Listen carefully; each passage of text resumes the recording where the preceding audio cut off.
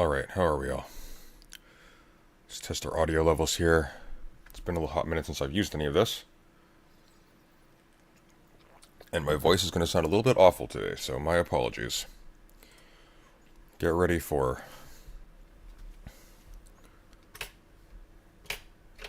vocal fry extravaganza. Hey Titan. Oh yeah, Pergrosian died today.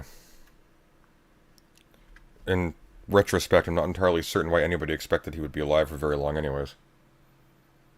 I don't know why he thought he would be. Because he was just crazy.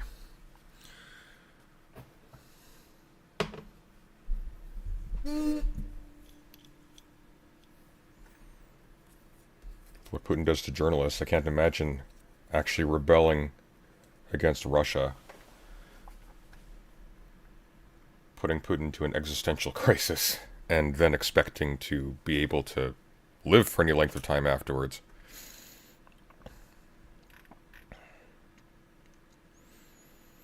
Yes indeed, Ron, excuse me, I can't even speak. Yes indeed, Ron, we are looking at Brianna Pinata's video tonight. Thank you, Titan. You're a bit out of my age range, though, but thank you nonetheless. Glad to see you're well. Well, define well. I'm just coming off of being the sickest I've ever been in my life.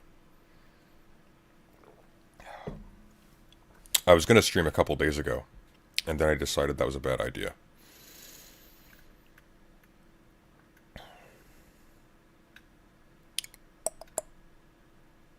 Okay. We're a little bit choppy tonight, aren't we? That's kind of odd. Why are we so choppy? It looks like the connection's strong on my end.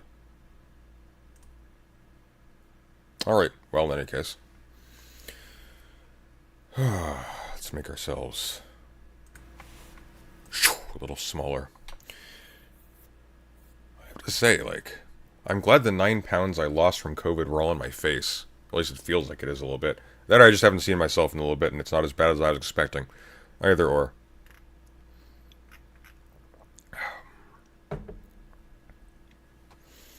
Fun fact, the GOP debate is already a shit show. I don't want to cover something that's going to take that long. Mostly because I don't know how much stamina my voice has at the moment. So today's kind of a trial to figure out where we're at, capacity-wise. We may not even get through both segments today. We'll see. We will try, but no promises. You only had COVID for 1 day? That's literally impossible. You probably were asymptomatic except for 1 day. For me, it was, here, let's pull this up. For me, it was 3 days of the most nightmarish fever I've ever had.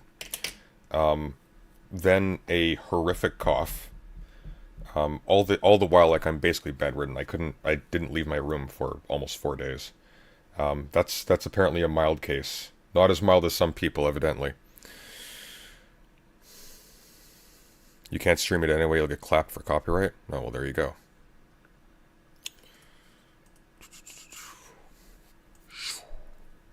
Ah! It's horrifying.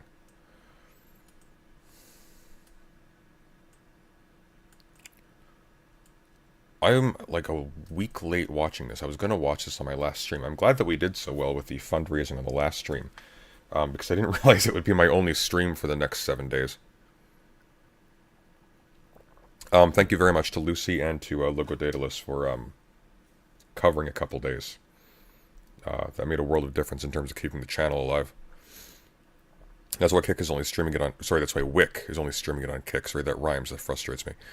Okay. Maybe we'll have to do it on Kick or Rumble. One of those. We'll have to make it a Patreon exclusive kind of thing.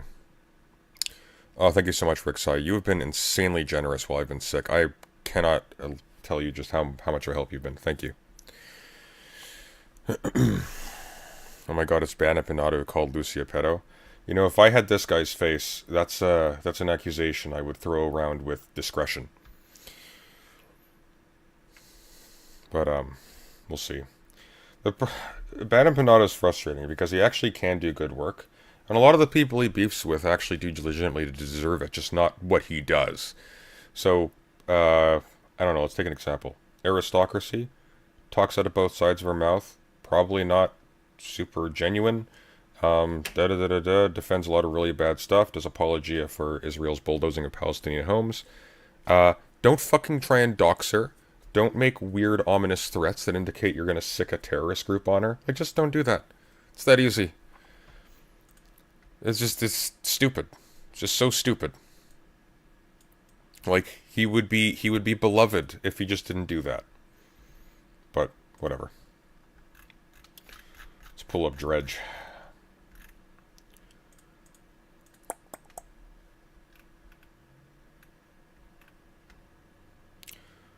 Bad Empanada's problem is that he has no therapist. I don't think Bad Empanada is unhinged on a personal level. I don't think his issue is mental illness. I think Bad Empanada's issue is that he's managed to get away with extraordinarily bad behavior, and he's actually been lionized for it by certain people in his community, so.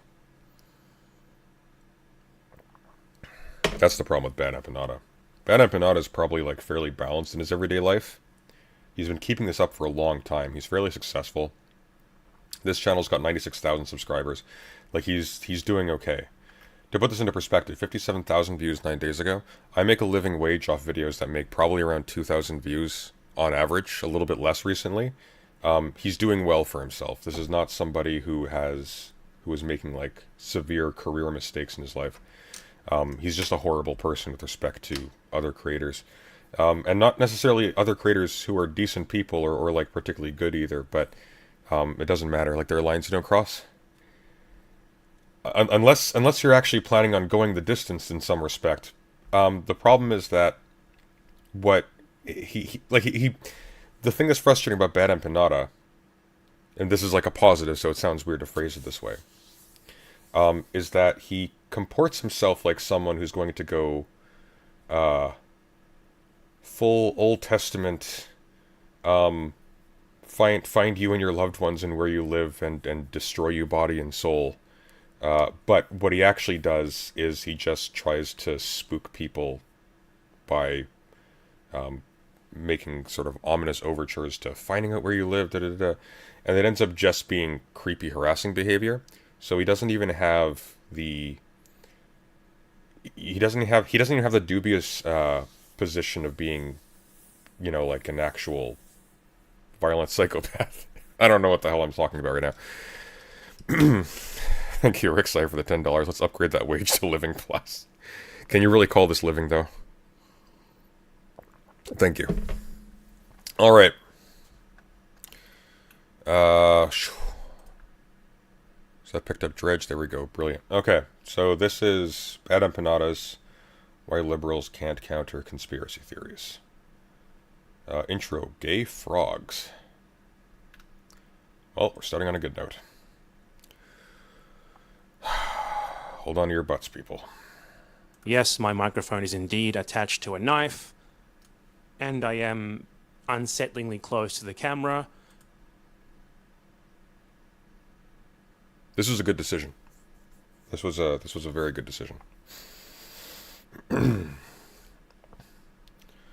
Bad Empanaticus. My mic has a knife on it. But this is what I've got to work with right now, so my apologies. It is at least kind of novel, right? Knife microphone.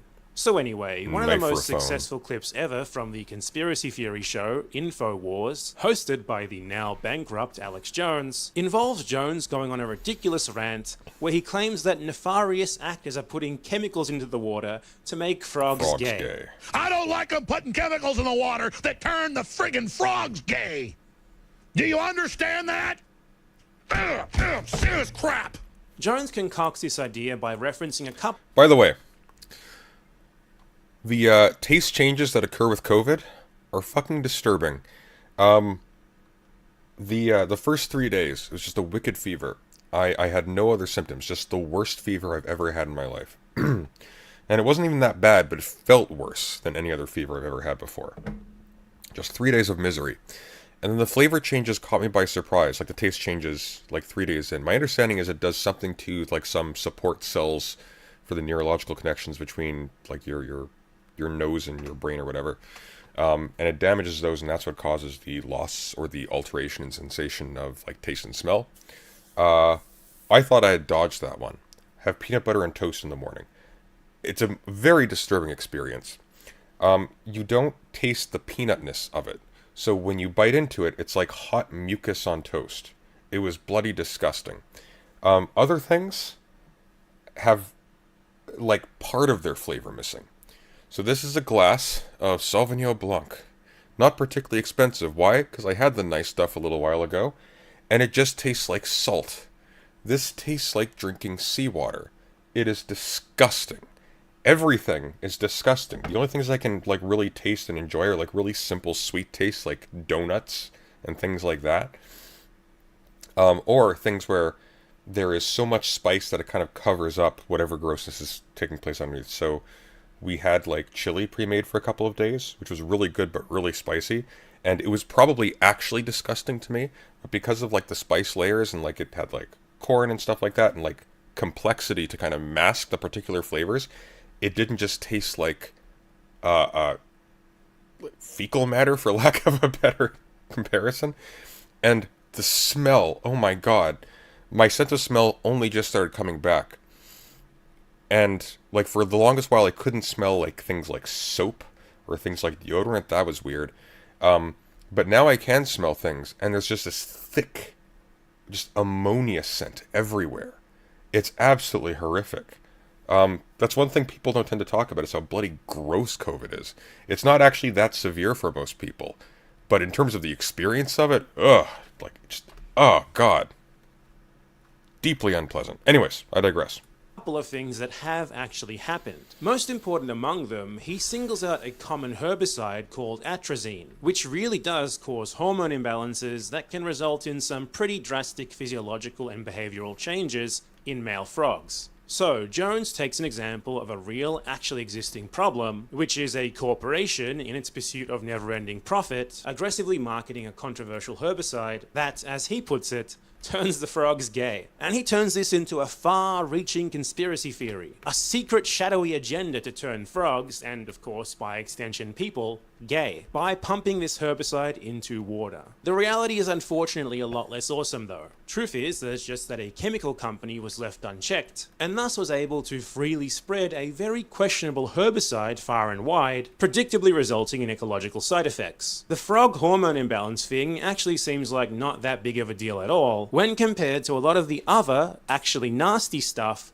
that this herbicide is alleged to do. To put all this in simple terms, this is caused by, well, capitalism, particularly its less regulated forms. But Alex Jones is not against capitalism, obviously. So, Jones's insane conspiracy theory, aside from its very clear and obvious primary goal of just making him money by scaring his viewers into buying the water purification products that he has for sale on his website, also serves to divert their attention away from capitalism. He whips them into a homophobic frenzy, keeps them focused on the culture war, and in doing so, he ensures that they'll never even get close to putting two and two together and figuring out that the actual root of this problem is simply economic and systemic. In fact, it's caused by the very same economics and the very same system that Jones likes. He does this by ignoring the most basic and obvious possible explanation, that this company is simply trying to make as much profit as possible, and just so happens to be causing issues for others along the way that they're indifferent to. Jones instead posits that they're actually specifically driven by this desire to turn the frogs gay. Like, that's the actual end goal here. And the marketing and incredibly widespread use of their product as an actual herbicide is painted as some sort of elaborate ruse to cover for the real agenda of the gaying of the frogs. And this is also, of course, implied to be sort of a test run for a broader implementation of water poisoning to turn humans gay. Obviously, right? What are you, dumb or something? That didn't occur to you? This sort of logic is emblematic of some of the most popular and damaging right-wing conspiracy theories of the modern era, which have been spreading farther and wider than ever before, thanks to the internet and social media. They often take a real problem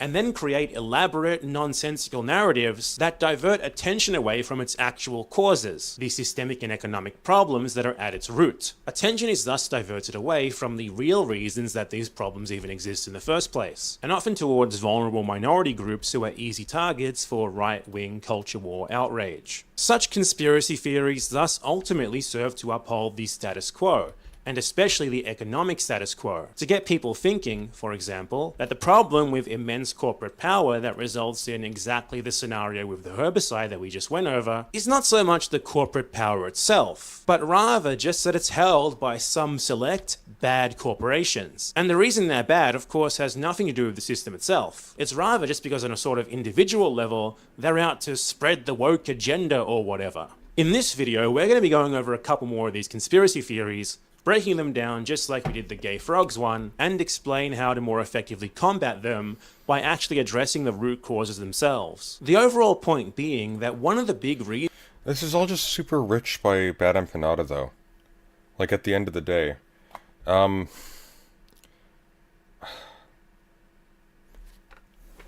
Like, one of the things I remember very distinctly is that whenever I beef with somebody, Bad Empanada is in there in the comments defending them immediately until they inevitably turn on him because he can't maintain friendships because he's just insane.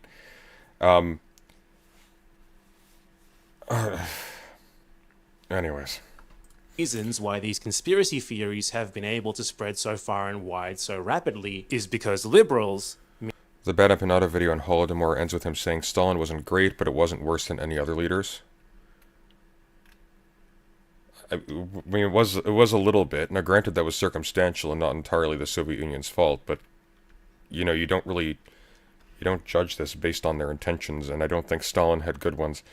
And in the video, he says it's not a genocide because it doesn't meet the UN definition. He's using the UN definition, at least in that video. That's a weird decision for Bad Empanada, the anti-liberal. The problem with the UN definition is that it's negotiated between parties that are all equally guilty, well, not all equally, but all guilty of genocide, either historically or actively at the time of deciding. And so it's the definition that you actually get adopted by the UN is much more impoverished than the one that you'll find in, what's his name again? Shoot, Lemkin? Yeah, Raphael Lemkin. When you actually read his book, and we went over this actually with Doe a little while ago, it's a much more robust understanding. Why? Because it's concerned with the elimination of agens, not with, these are the monopoly rules for what counts as a genocide and what doesn't, as determined by a bunch of states that really don't want to have to hold themselves accountable for genocide. It's like asking bank robbers to define bank robbing for the police. Meaning, in the context of this video, people and politicians who uphold liberal capitalism, while generally, at least in the first world, being... He isn't a denier, though, like he doesn't deny the deaths. Yeah, but the reason why... Then it begs the question as to why is it of concern whether or not there's a genocide taking place. The number of deaths isn't what matters here. There's this idea that the destruction of sort of a group and its world constitutes an additional crime to the mere deaths of its members, all of whom must die inevitably anyways. Every single member of every single group will die. That's not an excuse for when you happen to kill large numbers of a member of a group. But the question is whether or not, like, there's something of moral depth to destroying a group's existence categorically and not simply the numbers of them. And you can get into some interesting territory. Like, it may be... Like, what's worse, for example? Killing 100,000 members of a group of 10 million people, and not putting their existence as a group under threat, or destroying a group of a few thousand people, but that encompasses 90% of that group. Like, you get into some weird kind of territory there. Somewhat socially progressive, are unable to actually acknowledge the root political... Okay, since liberals, sorry, I haven't done this in a while, and my everything up here is still like, whoo.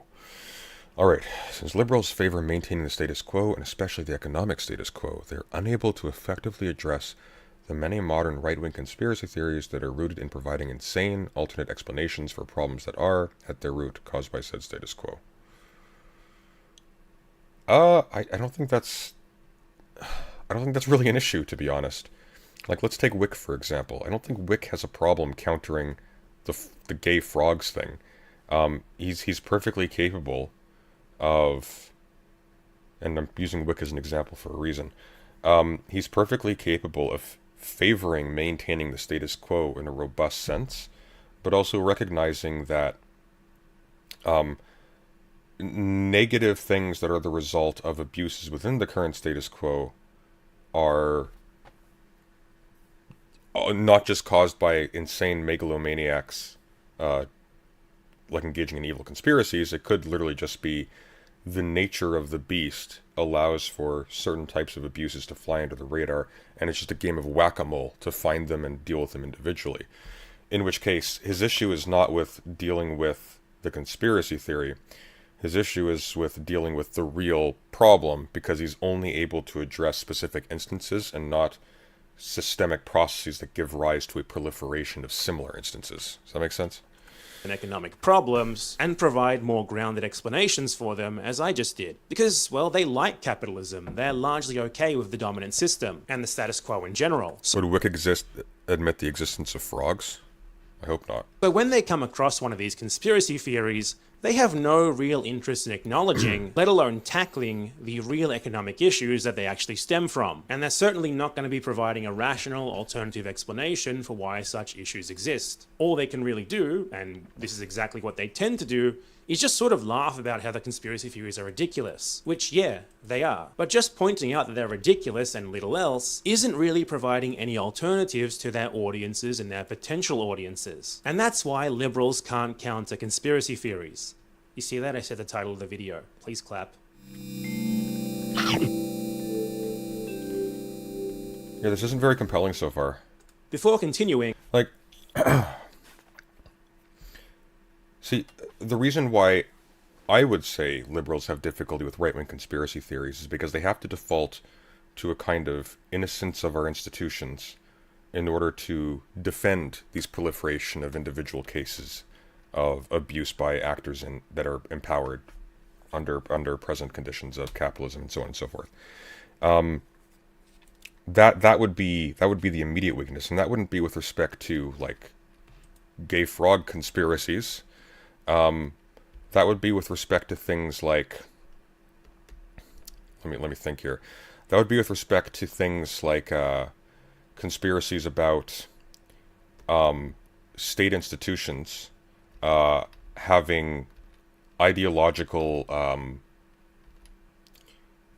like medical conspiracies, like vaccination conspiracies and things of that sort. A liberal is in a very weak position with that, because virtually everybody knows that our institutions are not trustworthy. You have to make judgment calls on a case-by-case basis. And sometimes you make them a little bit uneasily. Like, sometimes you recognize that, hey, I don't necessarily trust the CDC all that much to have done its due diligence, but I also recognize that it's in its interest to actually stop the disease. And moreover, there's a vast medical network behind it that is trying very hard to do a good job, has an actual reason to want to do a good job with the vaccines and so on and so forth. I'm going to hedge my bets, and I'm going to run with they're not trying to cull the population with the COVID vaccines in this case. However, does that mean that I necessarily immediately trust when... Oh, how do I kill this thing? Does that mean I immediately trust every single data point about COVID-19 or even about the vaccines? Not necessarily. You weigh the risks. So one thing, there's a lot of contrary information, or there was a lot of contrary information about the duration of the pandemic, about what kinds of measures are effective or ineffective about stopping spread. So there was a lot of waffling about mask use and things of that sort. The president was entertaining notions and breaking a lot of faith in government about using was like an aquarium cleaner to, what is it, hydroxy something. It's some weird named thing that people actually died taking. Like, there are reasons to be skeptical and to use your brain when you receive ordinances from government that may be even well-intentioned, but given in a sloppy way by people who are administrators, not experts, etc., etc. Like, having to default to the innocence of those organizations, to the idea that a colonial government that has genocide in its very recent history has nothing but the best interests of the people at heart. Like, that's a hard sell for most people. But if you fetishize liberal institutions, you don't really have much of a choice. That's kind of what you have to fall back on. That, I think, is a major weakness. See, like, someone who's critical can go, yeah, I don't trust these institutions. I don't think they have our best interests at heart. I think they're ideologically saturated. I think they're highly corrupt. But we can't be stupid. That's still what we have to organize us in the event of an emergency. And it seems like, to the extent that we can be sure, people are trying to do their best to actually stop the spread of a disease. They're doing it sloppily. They're doing it in a way that suggests conflicts of interest. There's half measures, for example, where we have a combination of lockdown and not lockdown, resulting in the worst of both worlds, where we have severe economic consequences, but relatively poor control of spread, things like that. Like, that I think is a case that Bada Panada could make. I don't think a liberal, though, has an issue with countering the idea of a company using toxic materials. There are a lot of liberals who are critics of Monsanto, for example. Like, I just don't see this as being a very compelling critique by itself. I'd like to thank the sponsor of this video, Atlas VPN. Now, I'm originally from Australia, but I live in Argentina. Two places that are pretty far away. I don't care. Okay, here we go. This is a better one. So QAnon, why liberals suck at fighting it. This is going to be more interesting than the gay frogs one.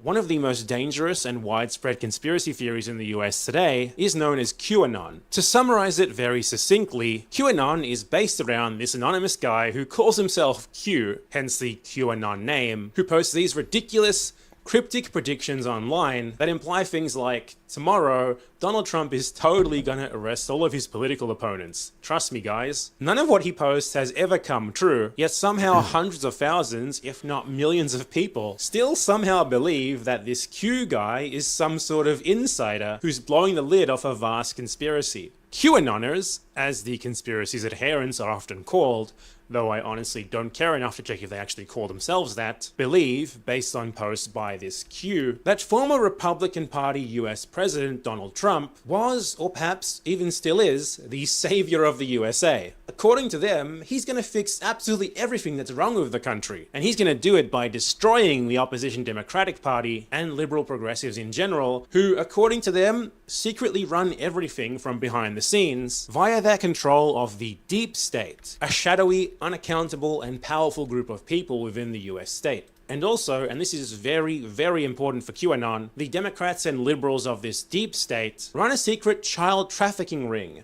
where they apparently harvest kids' blood for satanic rituals and also eat said kids, which is apparently supposed to be like their ultimate motivation for everything else they do. Because why not, I guess? QAnoners have a particular disdain for Donald Trump's 2016 election opponent, Hillary Clinton, and believe that basically any prominent public figure who is at all aligned with the Democratic Party is a part of this conspiracy. Now, QAnon is obviously ridiculous and insane, and its believers have some serious issues, to say the least. But one of the reasons why it was able to grow so much so fast is because of the inability of the same liberals who the conspiracy theory largely targets to effectively counter the core assumptions that underlay it. They can't provide rational alternative explanations for the real problems that QAnon latches onto, and then provides its own insane explanations for. For example, the whole elite child trafficking ring thing that QAnon is reliant upon is actually somewhat based in reality. The entire Jeffrey Epstein affair, where said rich financier ran a private island where children were really trafficked to really be abused by America's political and economic elite, makes that very clear. The thing is, though, it wasn't just the Clintons and other targets of QAnon who had compromising ties to Epstein. Donald Trump, their own Jesus Christ-like figure, did too. In fact, I would argue that his ties to Epstein are even more compromising than those of the Clintons. He even once called Epstein a terrific guy. This, of course, makes perfect sense in the context of a rather basic, logical, systemic critique. The US has one of the most deeply entrenched two-party systems in the entire world, with both parties very well known for their primary commitment of protecting the interests of the economic elite, to only marginally differing degrees. Bill and Hillary Clinton have spent most of their lives being the top-level representatives of these very same elites. And Donald Trump, a billionaire, is one of said elites. The Clintons have spent most of their lives serving people like him. So that they frequented the same circles and all have similar connections to some nefarious figure like Epstein, whose whole job was to facilitate the depraved, disgusting, and abusive habits of them and people like them, is hardly surprising. The average liberal can't quite acknowledge these truths though, because for one, they're unlikely to be willing to concede that the economic interests of such a vile right-wing capitalist like Donald Trump are so neatly aligned with those of the rest of the capitalist class, including the supposed good capitalists who are liberal Democrats. Because for them, the system itself isn't the problem is instead just that there are bad actors within it. Quite similar to what Alex Jones sort of implies with his conspiracy theory that we went over earlier. So there are good billionaires, like the tech billionaires, who tend to be more likely to back the Democratic Party, and there are bad ones, like the orange man, Donald Trump. Thus, for them, the issue isn't that the system allows someone like Donald Trump and every other big capitalist to exist in the first place, but rather just that Trump is sort of... Where's the skip to theory meter? The skip to theory meter isn't on today because I'm too sick to do theory. Besides, I don't want to make every single stream just a money grubbing thing. Next stream we'll have the theory meter. But today, we're going more casual today just because I'm still leaning back into it. Individually, or not leaning, wading back into it. A bad guy for reasons largely unrelated to his class position. So, liberals are unwilling to critique capitalism, which really needs to be done in order to accurately explain why something like the Epstein child trafficking ring existed in the first place. The concentration of wealth in the hands of capitalists, which makes them and the politicians who they deputize to advocate for their interests practically untouchable, and thus able to do pretty much whatever they want, no matter how depraved it may be. The liberals' inability to point to this very obvious root cause greatly hampers their ability to counter QAnon's exaggerations and its conspirational explanations for why things like this happen. And for two, Donald Trump was good friends with the Clintons for decades, and he was a big-time donor to the Democratic Party. They even remained friends all the way up to Donald Trump's 2016 presidential run. Trump's old pal Bill even encouraged him to run for president in a 2015 phone call, which I think Bill may have come to regret since, until Trump's own personal ambition to become president put him on a collision course with that exact same ambition of Hillary Clinton. The families quite liked one another, and that makes perfect sense. Trump was an incredibly wealthy businessman, and the Clintons were two of the world's most prominent representatives of incredibly wealthy businessmen. Why wouldn't they get along? Liberals, of course, can never acknowledge something like that, because to them, the Clintons are like superheroes, and Trump is their arch nemesis. The notion that their most important interests have actually... This video is garbage. I'm sorry. This is just boring as hell. White genocide. Like, none of this is stuff that liberals can't counter. This is dumb. This is a dumb video. Like nothing he's talking about here is conceptually barred from a liberal analysis at all. There are liberals who counter QAnon conspiracies quite effectively. There are some that I'm aware of that I'm not super fond of, but do a good job of it. Destiny does a great job of it, so on and so forth. This is silly. Okay, let's see the white genocide one. Let's see if we have something better. Like, I don't think liberals are generally bad at actually fighting white genocide theory.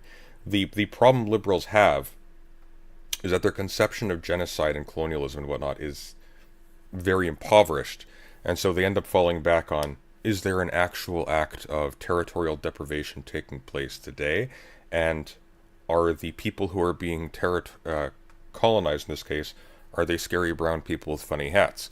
Because you see where I'm going with this, because like that's an issue that liberals have, but in terms of like these widespread abuses of systemic language which is what white genocide theory is, because it's typically not, well, it's never referring to actual quote-unquote genocide. It's referring to the existence of other groups of people within a territory as constituting an existential threat to the existence of this nebulous group, white people. Like, they don't have a problem with that one. That one's fairly easy to push back against. It's when you get into, like, the softer elements. Largely because you end up in a territory that, to a fairly uneducated eye, doesn't look substantially distinct from left-wing systemic critiques and things of that sort. If you're not paying attention, they can seem to have a similar fuzziness to them.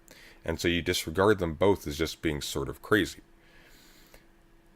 That's where a liberal critique sucks, but in terms of like countering quote-unquote white genocide theory by itself, they don't have a problem with that at all. In fact, sometimes they tend to do fairly well because they don't discount the concern, which someone like I would probably discount the concern. I consider it to be silly. But a liberal might not, and they might bring to bear things like statistics and whatnot to show that, according to their own metrics, this is not taking place. Something like that. This is common in far-right circles in the West, and has even been peddled in the mainstream media, particularly by Tucker Carlson on Fox News. This conspiracy theory... Sunday, you do not counter conspiracy theory with information. Well, what do you counter it with then? I don't know. It posits that the migration of people considered by its adherents to be non-white to countries that they regard as racially white countries is a planned and intentional act of genocide against white people, which is usually claimed to be directed... I mean, like, your assumption, I think, is that the counter has to dispel the conspiracy theory in the mind of the person you're arguing with. But generally not. Like, generally people when people commit themselves to conspiracy theories, they've already relinquished any claim to truth or to rigor. What they're doing is they're peddling something that either they benefit from monetarily, or it's therapeutic to them psychologically, because for whatever reason the world they live in is just a lot uglier and scarier without that conspiracy theory to explain it.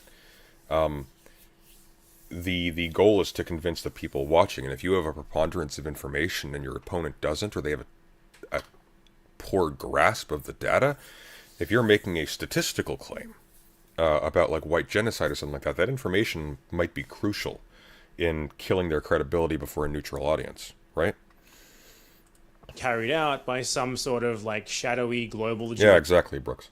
Cabal is to gradually alter the racial demographics of these countries with more and more non-white immigrants until the people that they consider to be white become a minority. What exactly the groups who they claim are doing this would actually gain from doing it tends to be very unsatisfactorily explained. I could go on for a long time about the very obvious racism at the root of this, and I have another video about the origins of racism itself, which might give you some insight on that topic if you're interested. But I want to stick with the theme here, and instead hone in on another root factor that this conspiracy theory latches onto: the very real economic problems that result in the very real problem of migration from poorer countries to rich ones. Though such migration is actually a problem for those poorer countries and their people, rather than for the rich ones that the white genocide conspiracy theory laughably frames as their victims. Liberals tend to attack this conspiracy theory and others like it by focusing on debunking the racism that is inherent to it and celebrating the contributions of migrants to these rich first world countries. These are clearly important things to talk about, but their liberal ideology also happens to cloud their ability to explain something that's extremely important to it: why this migration happens in the first place. Let's use the USA again as the prime example here. Most, but not all, anti-immigrant sentiment in the US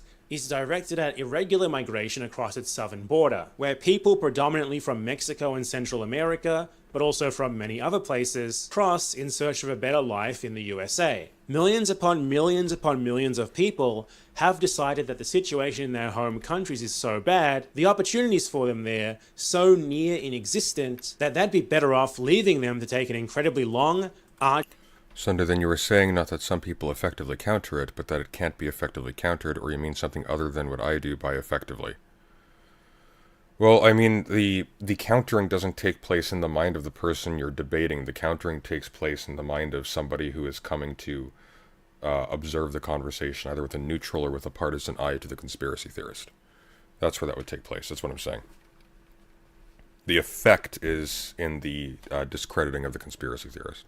Arduous and very dangerous journey to the USA, a trip that they have a very real chance of dying on, to live undocumented, and without the basic rights that documentation affords, like basic worker protections, and the ability to ever actually go back and visit their families in their home countries, since if you're an irregular migrant, obviously it's very difficult for you to get back into the USA after leaving, and all with the very real risk of their lives potentially being destroyed at any moment if they get arrested and deported. These are extremely drastic measures for someone to choose to take. No one is going to leave their family, their neighborhood, everything and everyone they've grown up with and know, and do such a thing unless they truly believe that things are so bad at home that such a colossal attempt to change their life comes with enough potential benefit to be worth the massive risk. So we have to ask then, why is it that things are, for the average person, so much worse in their home countries and so much better in the USA, even despite the fact that the USA is quite well known for having a relatively low median standard of living compared to other wealthy countries? The answer is very simple. Imperialism. The US has a long and ongoing history of imperial interference in Latin America, and the countries closest to it, which are precisely the ones where most of these migrants come from, have been some of its worst victims. The US has invaded these countries, couped their governments, interfered in their politics, backed fascist dictatorships there, and more.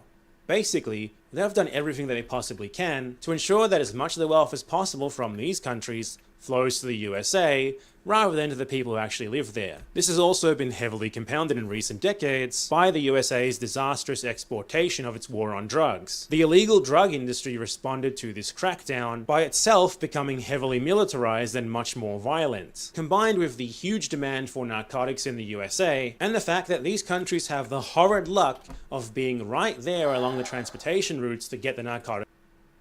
That's not a compelling retort.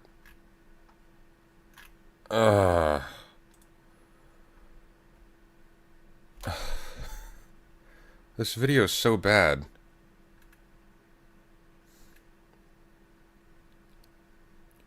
Thank you, Dark Wander, for the $10. Dear Mr. President, are you going to cover the debate between Keffels and the human pet guy? What? Fuck it. You know what? I don't want to watch this anymore. Yeah, let's do it. Screw this. This is so boring. Come on, Bad Empanada. You're supposed to be unhinged.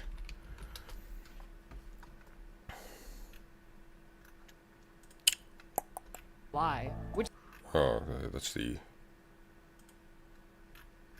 where is it? points surrounding sports and puberty? No, I don't care. That's her, TYT video. I just do not care about the Young Turks. Is it on Keffel's Live? It must be on Keffel's Live.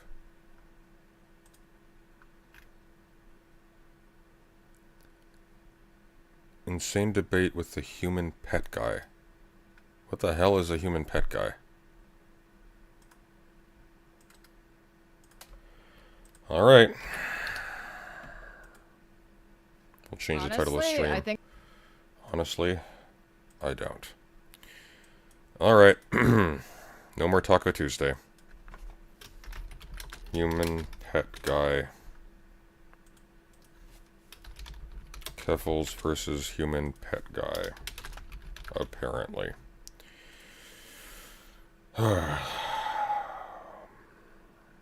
It's better be good. honestly, I think I might just call it. I mean, I am exhausted.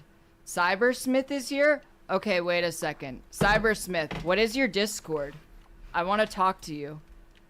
Is Your that his name, Discord is just Cybersmith? Cybersmith? Oh, what is Okay. that? Looks like I a have Roman sent the building. friend request. I have to change the stream title, I guess. Why am I having an unprompted conversation with the human pet guy? I'm not doing that. That's a stupid idea. I'm just gonna end the stream. Good night, everyone. Why not? Okay, fine.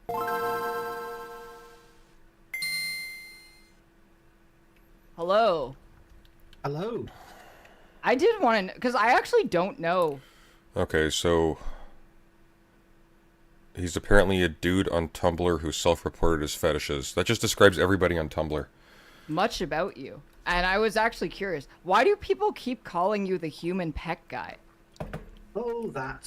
A few years ago now, I made a thought experiment in an ethics debate. Thank you, Brooks, for the $5. Please, no. He says India wasn't a genocide because the UK sold their food on an open market. What?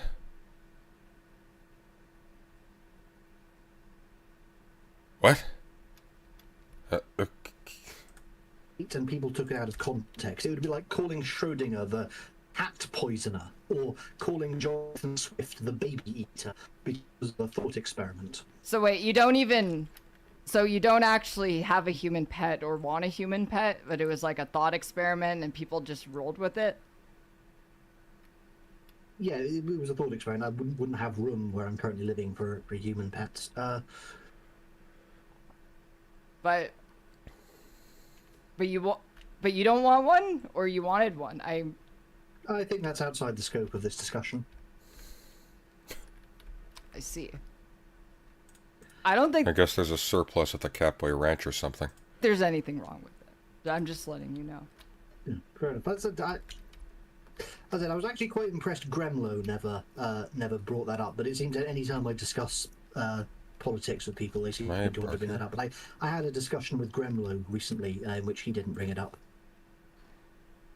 I mean, it's an interesting part of who you are. I mean, like, whenever I talk to people, they ask me fucking insane questions. There's a lot associated with who I am. I would guess what you are most associated with, I guess in general, would be your your backstory with Kiwi Farms, and more recently you accused Mommy Big Dick of having committed sexual assault. Oh, yeah? But that's the thing. A lot of the content you've done is other left-wingers cancelling you. Or you cancelling other left-wingers. I just say, honestly, are your core values so incompatible with the right that it wouldn't be worth, crossing the aisle, so as it were, just because, I mean, you'll get more... I mean, the right ones are dead. What you're doing will be different. You may be perhaps advocating for a return to feudalism Some notable exceptions notwithstanding. You currently advocate for, but you'd be able to get more of that done because you wouldn't constantly have to worry about people cancelling you. She doesn't have to worry about people cancelling her. I mean, most of the people who go after me are incapable of canceling me. Like, they don't share an audience with me. The people who they engage with will never respect me. And a lot of them I don't even consider to really be on the left. Like, I definitely wouldn't consider the Chinese government a leftist government, or people who support authoritarian governments. What do you mean you wouldn't consider... We're talking about red... Is this like Academic Agent talking to Keffels? It sounds almost like a cross between Academic Agent and the Britisher, actually, in terms of the voice, doesn't it? The Britisher with a few decades of chain smoking. China, yes. Not Taiwan. Red China. Of course they're left-wing. Their main political party literally has the word communist in its name. Right, but what makes them left-wing? Is it just a self-identification thing? Well, that's clearly part of it. I mean, you're transgender. Don't you believe in self-identification? I feel like when you're talking about political orientations, there needs to be substance behind it. I don't think it's... All right, they have a plan. They have a centrally planned economy. They've outlawed pretty much all other political parties. Okay. They've heavily suppressed traditional religious practices. Once again, to be clear, there's an implication there that she probably needs to be more careful with. There also needs to be a substantial background for gender identity. However, when you're dealing with how you identify other people, you don't have the first-person perspective necessary to gauge that. So you respect pronouns as a general courtesy. Thank you, Shai Haled, for the $99. I really appreciate that. That's not insinuating that somebody is trans just because they wake up in the morning and decide, hey, I'm a woman or a man now. the reasons behind people making that avowal are complex and various and costly. And you are not a super psychiatrist with access to their first-person experience such that you can gauge the legitimacy of them. So on and so forth. Like, there's a massive fuzzy area there, but that doesn't mean it lacks substance. It means it lacks scrutability. In favor of... I really appreciate that, Shaihulud. That's incredibly generous of you. Thank you very much. mandating a state... oh, hey. A state... I found, you probably already know about this, but there's a panel that was advertised by Bart Ehrman on the Islamic influences, I think Islamic and Persian influences on Dune. I might actually go over to that webinar soon. That'll be fun. Materialist, or what I would consider essentially a state religion that is materialist in its outlook. It makes no claims of extra material properties, but it is, I would argue, religious in its nature. I would say all of those are extremely left-wing principles. They manipulate their own currency to an extreme degree. You know, we do that to some extent too, but nowhere near as much. And I wish we didn't manipulate our own currency. But you believe in... This is the definition of being left-wing. You manipulate your currency. You're a monarchist, so you're not necessarily against authoritarian governance. I am a reactionary libertarian monarchist, and I will tell you this: if you look through history, most monarchic governments have been far less authoritarian than republican governments. If we look at France, That's actually true. But you're dealing there with a politics of neglect as opposed to one of exclusion. So when you're dealing with Republican government, you're typically dealing with a politics of exclusion. The question is who is a citizen, who isn't a citizen. When you're dealing with monarchical politics, you're dealing with a entity that sort of sits atop the people and is not derived therefrom, and doesn't have an interest in the people's approval except when they tend to coalesce and rise up under a Republican movement. So that's not a mark in favor of monarchy. That's actually a mark against monarchy. They don't have to control as much because they simply aren't as invested in the people. There's a sort of indifference there. Republic that succeeded the monarchy carried out far more political killings. What are you mad about, Brooks? You deserve this. You all deserve this. What do we deserve? What? I didn't do anything. I just played Dredge. Far less tolerant of individual freedoms. We saw the same thing in Russia. We saw the same thing in China. You'll see. The idea that because we're watching the debate, I see. Authoritarian is just untrue. The most authoritarian governments in history have been Republican governments. If you look at Britain, the history of Britain, right? But the most dictatorial leader in our history was a man named Cromwell. He was not a monarchist. He, in fact, killed a monarch and took over as a Republican leader. He was the Republican leader, and that's. Oh, well, at the time they used the word Commonwealth, but that's something people tend to forget. Britain used to be a republic, and it was a dictatorial republic. Okay. Right, but like I don't think the idea that you've made, where you say the king don't you like authoritarianism? The king is covered by sovereign immunity. Like, he cannot commit a legal wrong. He's immune from civil or criminal proceedings. That is. Clearly not under Cromwell, but. Authoritarian. Yes. Do you not have the exact same thing for your government? In fact, you have more than that because. What do you mean, my government? I live in Northern Ireland. We have the same king.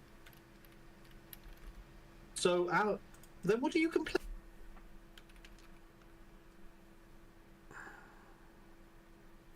He thinks Keffels is American. Okay, that makes sense.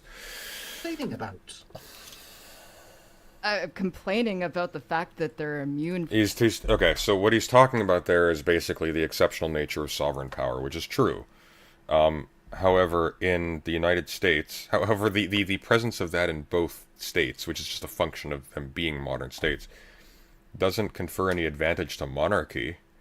That actually just indicates that at bottom they're fundamentally playing the same game. It's just a matter of whether or not the sovereign authority is something that a a corporation is endowed with, or whether an individual or a family is endowed with. And in the case of Britain, in the case of the UK, even then, it's still a corporation that's de facto endowed with that, even though de jure the crown still has sovereign authority and exceptionalism. From the legal system. Yes, but the exact same thing happens under Republican governments as well. That's a basic principle of separation of powers. No, In fact, no, that is not a basic principle of the separation of powers. That is a basic principle of politics. Namely, there isn't a higher power outside of the executive authority or outside of the sovereign to judge the sovereign's actions.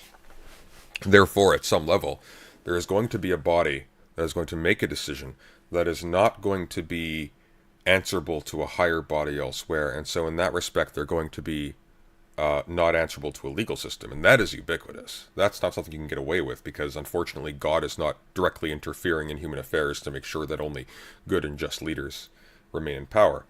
But that has nothing to do with the separation of powers. The separation of powers is completely unrelated to this. The reason why you have the separation of powers, well, actually it's going to vary pretty radically depending on where you are, but the logic undergirding the separation of powers in a lot of cases, going back to Montesquieu, is going to be to make sure that you don't have people in one domain causing dysfunction within a different domain, or, for example, you don't have overbearing officials in one arm of government intruding on things like religion, private belief, So you can have government officials accountable to law, so they can't just act with impunity. So you don't have like a rule by a mob of gangsters, which is kind of the case anyways, unfortunately.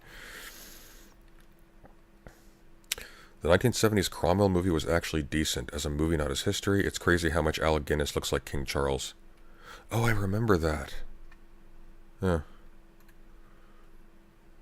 Anyways.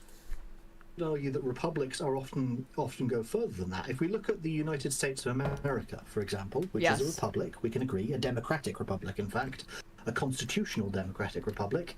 Hunter Biden. There's no such thing as a constitutional democratic republic. There's just a republic. When you're talking about a constitution refers to the literal structure and divisions of the state itself. It does not refer to a founding document. All that is doing is referring a crucial cognitive element of the sovereign authority to a rule book. Whether that can be common law, that can be something that's sort of just embedded in practice, it can be something that's written down formally, etc., etc. That itself is not distinct, though. First of all, the document is not a constitution. We call it a constitution, but in real terms, it doesn't refer to that at all. It's literally just a document.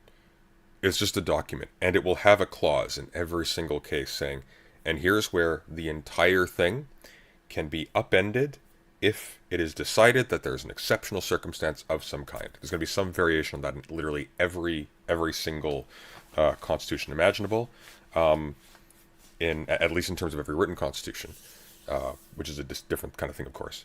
So in Canada, it's called the Notwithstanding Clause. In the Weimar Republic, it was Article something or other. You get it. Is functionally immune to prosecution just because he's related to the current president. I feel like this could easily be disproved by looking at Trump right now.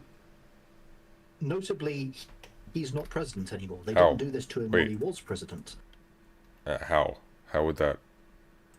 I'll pull up the transcript so I can follow this more clearly. Hunter Biden functionally immune to prosecution just because he's related to the current president. I feel like this could easily be disproved by looking at Trump right now. Trump is being indicted, though. That doesn't make any sense. Being president functionally made him immune to this. They're now doing it to stop him. No. Here's the mistake. The president is not the sovereign in the United States. The president is the representation of the sovereign authority in a certain capacity, but he is not the sovereign authority. He doesn't have the final decision in all matters. He can decide in certain circumstances what an exceptional case is. And so he can embody the sovereign authority in certain cases, but he is also subject to the decision of other bodies as well. This is why Nixon was able to be impeached. Like this, it is simply not the case that the president has the same sovereign immunity as the sovereign taken by itself. Because he's not the sovereign. He personates the sovereign under certain conditions. From being president again. Why are they so desperate to throw all these prosecutions at him? Because they know they'll have to stop if he becomes president. So you have explicitly a legalized political system in that country where those in power are immune from prosecution, those out of power are subject to prosecution whether or not they've done anything wrong.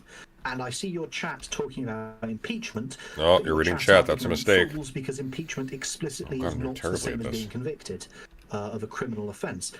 Bill Clinton was impeached for raping Monica Lewinsky, but he didn't have to join the sex offenders registry. He didn't have to go to prison or be fined. He doesn't even have a criminal record, even though it was found as a result of that impeachment that he was a rapist. Him finally getting prosecuted is the result of actions that started while he was still president. The wheels started moving long before what is currently happening. The wheels don't take 3 years to turn. What is she saying? Yeah, and he wasn't impeached for rape. Now, because they want to impact the upcoming election. I need to get more wine, guys. Hang on one sec.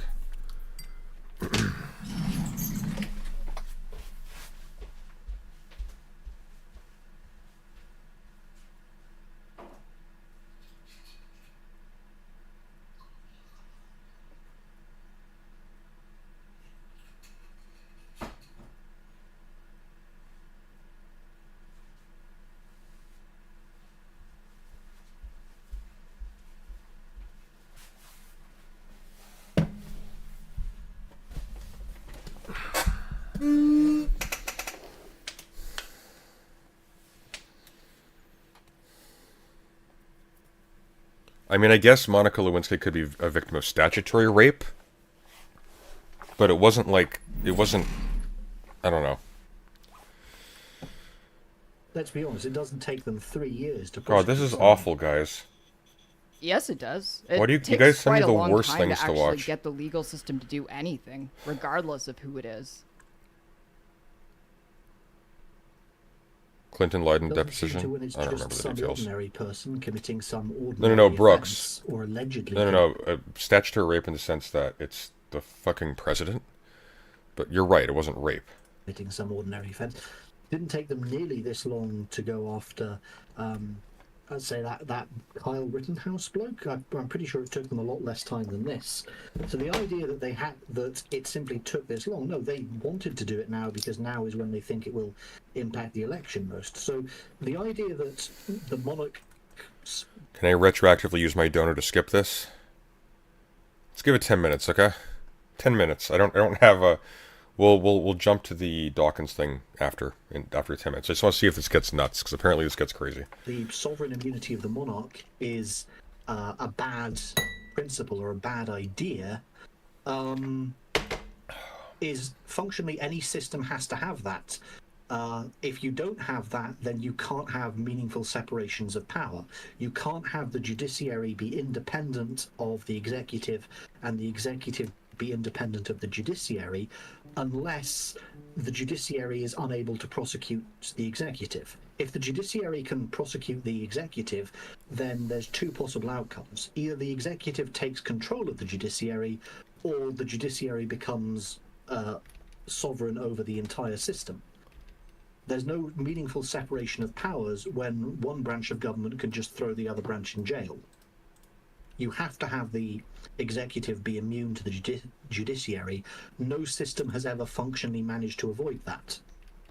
That is the functional reality of any system of government. If you want a separation of powers and multiple co-equal branches of government, you can't have any one branch of government directly exert its authority upon another. And as the authority of the judiciary is to find people guilty of crimes, it cannot be able to do that to the executive, otherwise it would be placing itself above the executive, or the executive would have to take direct control of it. Because that's the King of England has the power to dissolve Parliament. Yes, he does. He does not have the power to pass laws, though. He could dissolve Parliament but then the moment he wanted to get a new spending bill passed, or he wanted to authorize new taxes to raise an army, he'd be forced to allow Parliament to reform. Yeah, but what kind of monarchist endorses that? He would want more power invested in the monarchy, no? Not an ability to. He would want the ability to enact laws. He wouldn't want a parliament. The Justice Department has investigated and prosecuted hundreds of executive branch assholes all over North Disney. Just skip halfway or later. This early shit is boring. Okay, let's jump to here. Okay, we'll go for 10 minutes, then we'll call it. Which political party is pro-monarchy in the UK? The DUP. I've never voted for the DUP. That is the pro-monarchist party in Northern Ireland. That is very much a partisan party. Has the king officially endorsed them? Has the king officially endorsed the DUP? Good question, actually. The answer is no. He's stayed out of that issue. And I actually think it's a little bit smart of him. Unreasonable for a political party which aspires to form His Majesty's government to be anti the king. What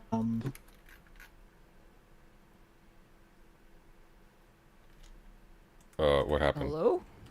Still there? Oh, okay. I'm Okay. still there. I think my internet may have conked out. Oh, I'm very sorry.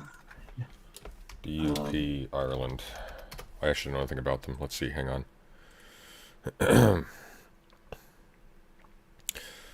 Democratic Unionist Party is a unionist, loyalist, and national conservative political party in Northern Ireland. It was founded in 1971 during the Troubles by Ian Paisley, who led the party for the next 37 years. Currently led by Jeffrey Donaldson, it is the second largest party in the Northern Ireland Assembly and is the fifth largest party in the House of Commons of the United Kingdom. Interesting.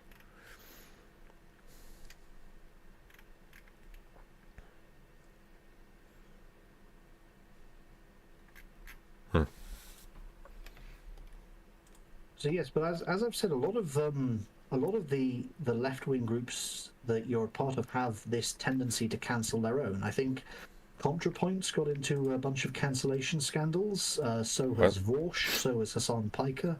I think there was even a rumor about Philosophy Tube having sexually assaulted someone.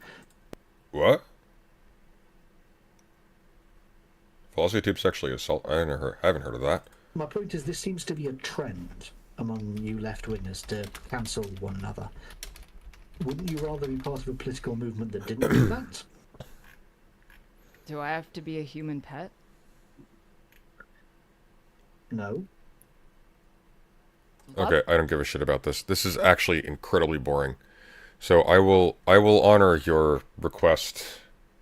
Shai Hulud, may your passing cleanse the world. Screw it, I guess we're going to Dawkins. God, there's just... everything sucks right now. This is the worst timeline. Okay, we have options here, okay? There's the, here, I'll give you three. I'll give you three options.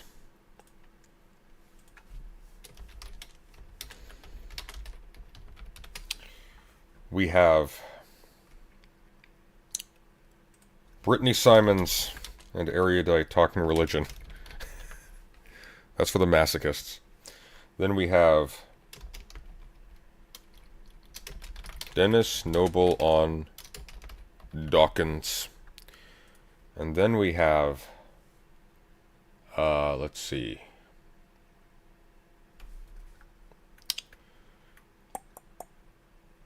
How the barter myth harms us.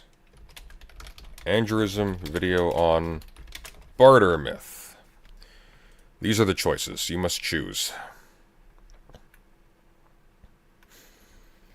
I'll give you a couple minutes to do that. In the meantime, we are going to sail to the edge of the world. How far can I go out here? Andrewism is a good lad. I've liked some of Andrewism's videos. Did he do Chud Woo? No, not today. Do we want to do Chud Woo? I guess we could do Chudwu. I'll tell you what, if I make another 50, I'll do Chudwu tonight. But otherwise, I'm going to give my voice a break. You misclicked? What'd you misclick? Let's see, hang on. We have 21 votes. Looks like Dennis Noble on Dawkins is winning. Thank you, Insomnoir, for the for the renewed membership.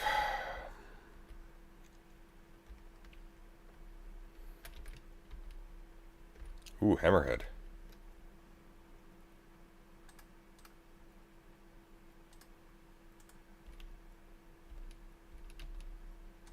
I can only get one. What am I doing?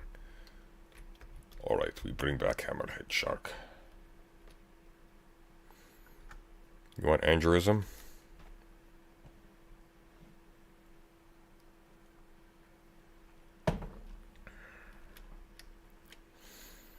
Well, it looks like they're beating you by more than one vote.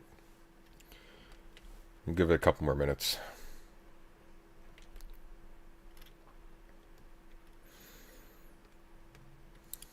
Thank you for the $10 in Somnoir. My paltry attempt to keep us away from the cursed content. Appreciate that.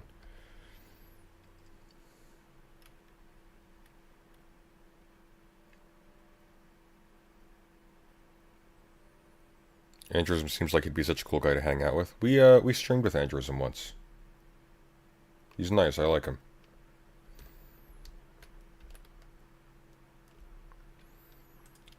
He's friends with a lot of people who are not friends with me right now, so I don't know how long it'll be until we get to talk to him again, but it was a good conversation. We went over James Scott's Against the Grain.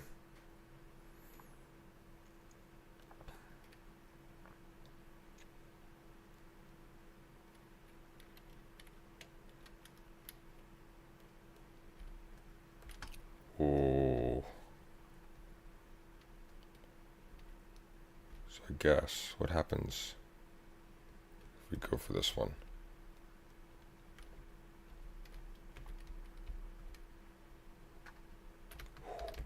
Oh boy. What is the purpose to sailing over this? Is there one? Oh, my ship is dashed to pieces.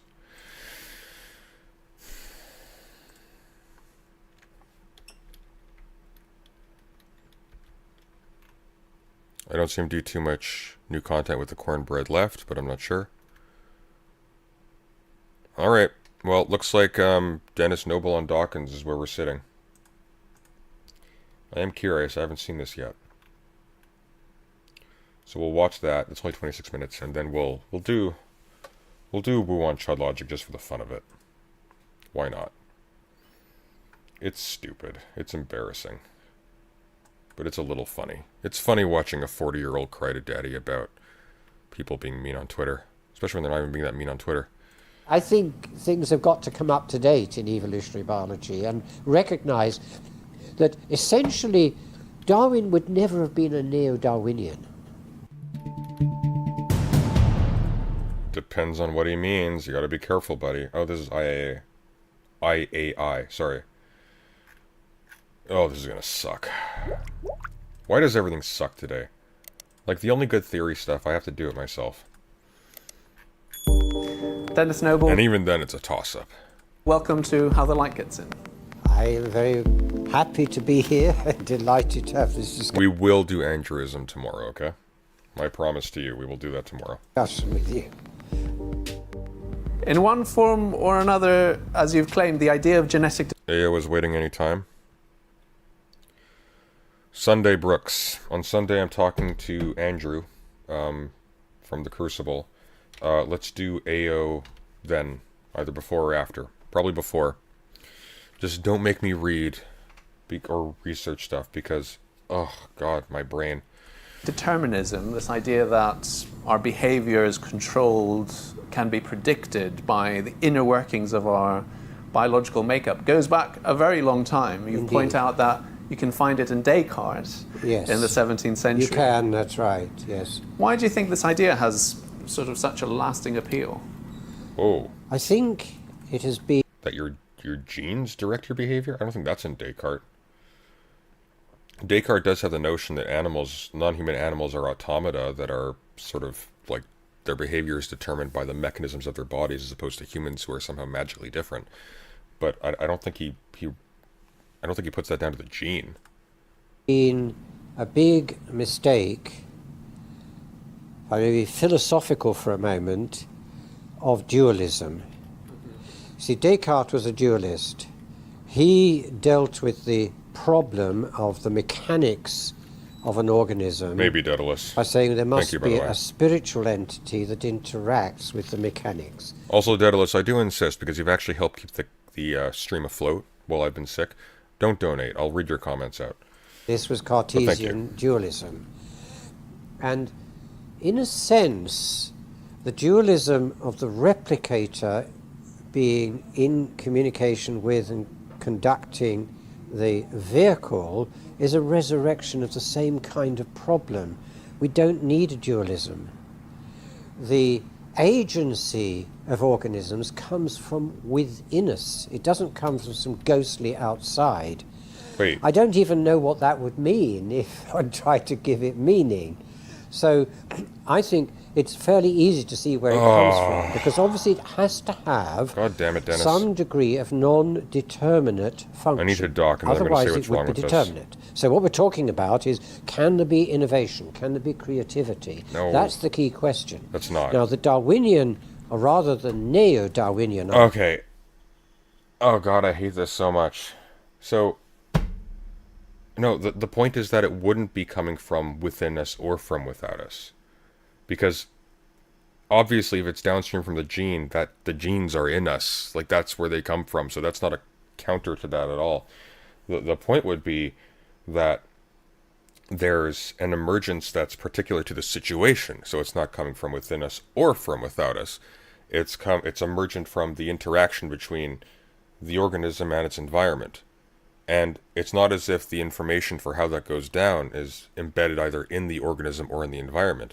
It's generated by the interaction itself, so it's not determinate in that sense. That would be the argument. This is the interactionist position.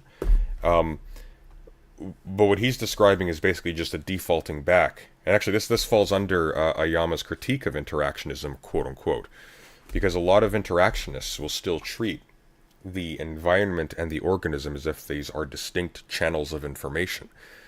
But the entire point is that neither of these serve the cognitive function. The information is generated by the interaction itself, which is necessary because it's not simply the case that organisms adapt to their environment, which contains specific information, or that organisms have the information to adapt to a specific environment. The organism changes the environment just as the environment changes the organism, and vice versa. This is why, for example, we breathe oxygen now, a corrosive gas. If you, and it's not to account for innovation in human thought. Innovation in human thought is not going to be downstream from this either way, because we have other sources of other chains of causality besides the genetic, or besides the relationship between the organism and the environment.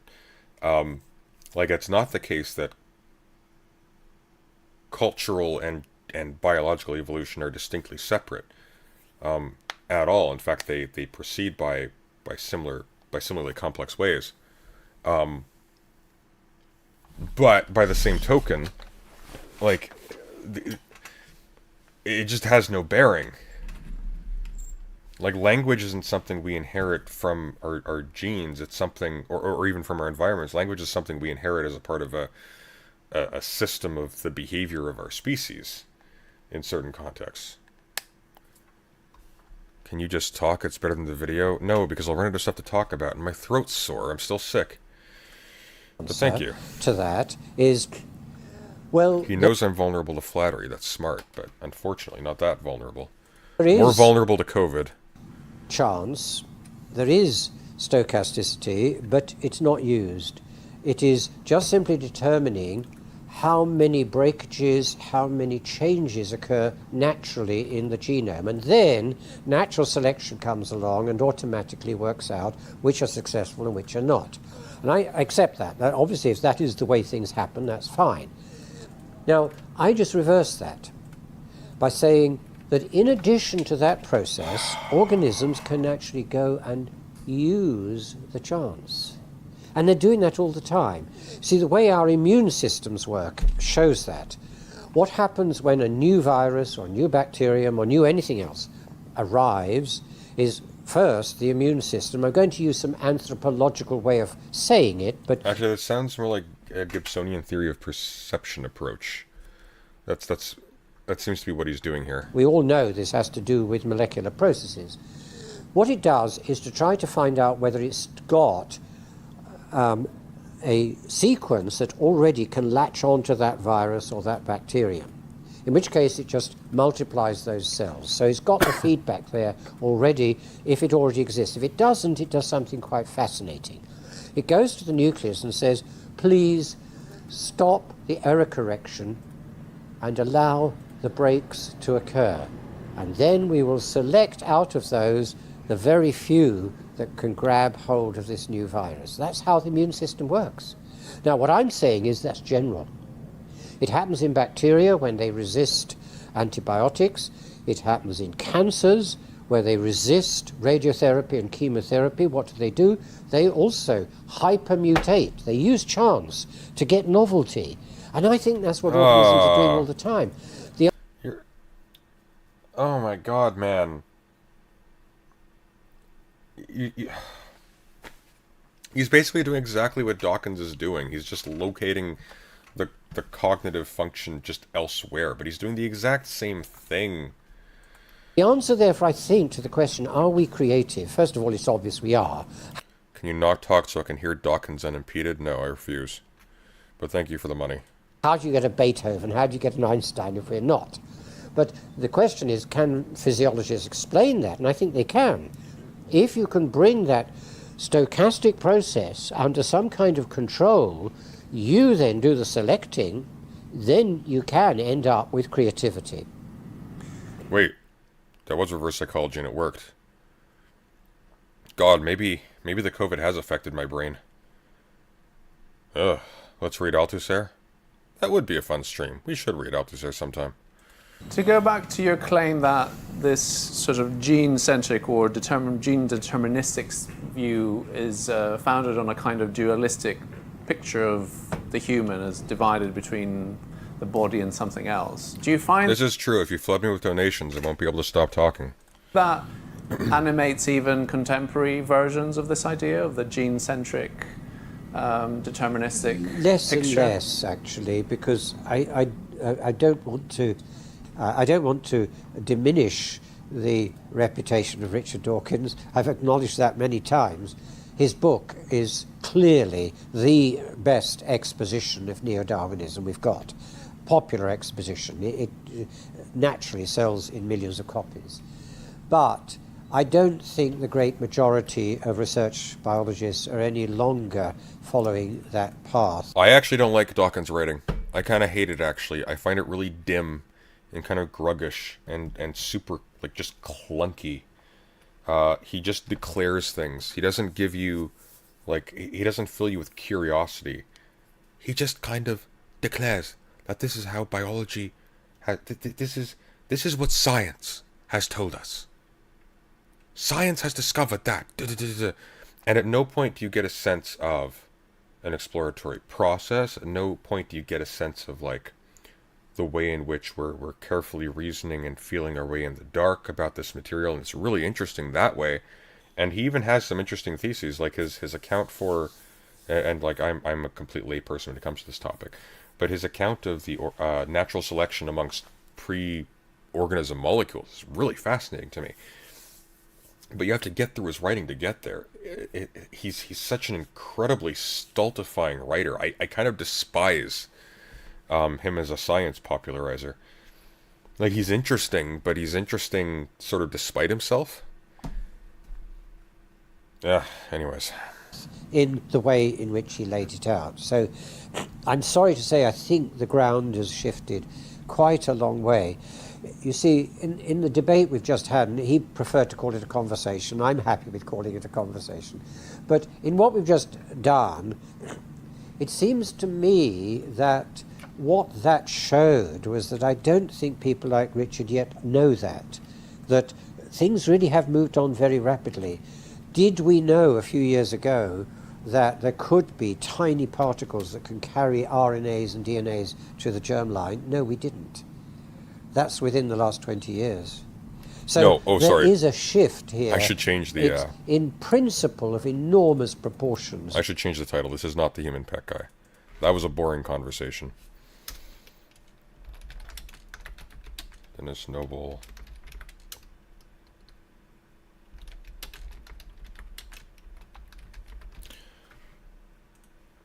Okay, I will say this. I think I like this guy more than Dawkins, but not by much. And whether people are waking up to that in the public media, I rather doubt. But they really should, because it has big, big implications. And what do you see as the main fault of this old picture, the gene-centric, selfish gene, Richard Dawkins, neo-Darwinian picture of ourselves? What's the main kind of objection that you have to that picture? Well, the main one I've got is actually a health and welfare problem.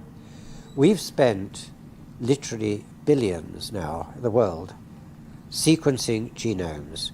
Now, I'm not denying the importance of the genome sequencing. It has clearly given us the possibility of establishing trees of life and so on as we compare the genomes of different species. That is brilliant. That's good fundamental science. But I'm a physiologist. I teach medical students. From the point of view of what was promised 20-odd years ago in relation to cures for cancer, cures for diabetes, cures for Alzheimer, cures, you name it. There was going to be these cures coming from the sky almost as we got to know which genes caused which. What have we found? The association levels are quite tiny. Now, physiologists like me, seeing that data, says, but we know why. I mean, the experiment that I described in the debate is very obviously illustrating that. We found a major protein that contributes to the rhythm of the heart, how frequently it beats. We know it contributes about 80% of the current that generates that rhythmic frequency. Knock it out with a blocker of that protein or knock the gene out, what do you find? A very modest change in frequency. Now, that doesn't mean that it didn't contribute 80% of the functionality. We know it did. We measured it. What it means is that... Has this guy made any comments on trans people? I doubt it. Another mechanism kicks in, and we know what that was.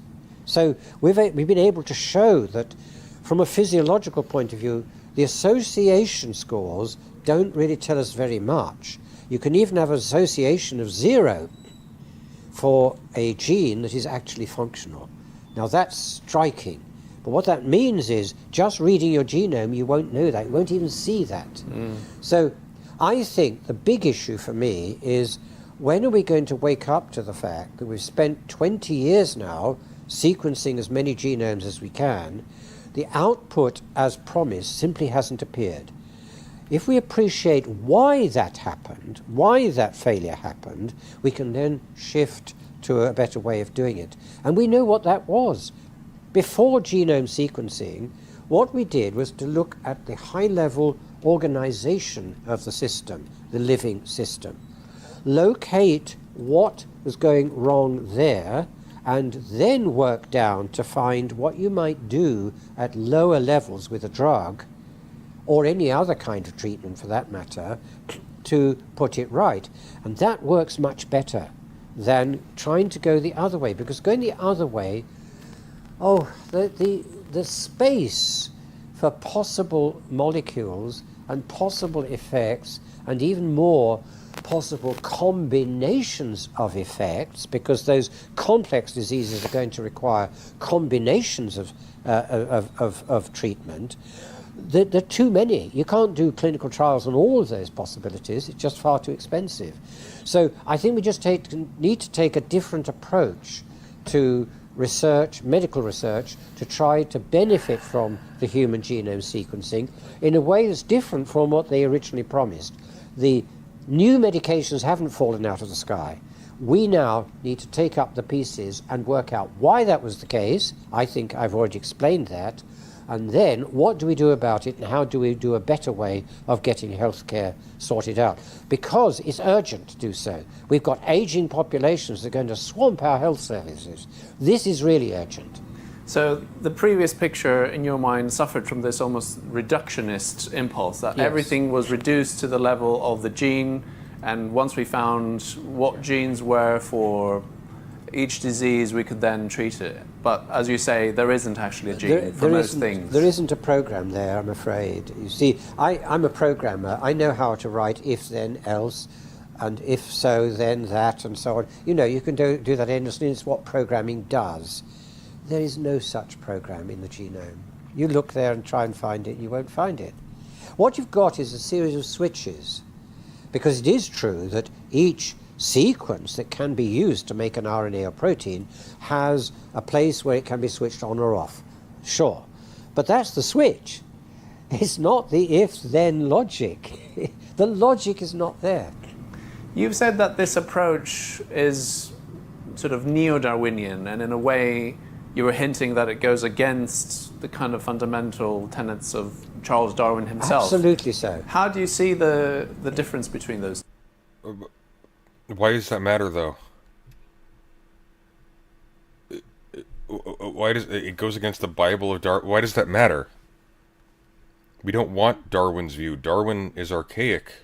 What was Charles Darwin's view, and how did it get distorted by neo-Darwinianism? Yes, I think what neo-Darwinism did was to take... that language is so just fucking messed up. Like, it's like when you hear tankies talk about, like, debating about whether or not Maoism or Leninism is a perversion of Marxism.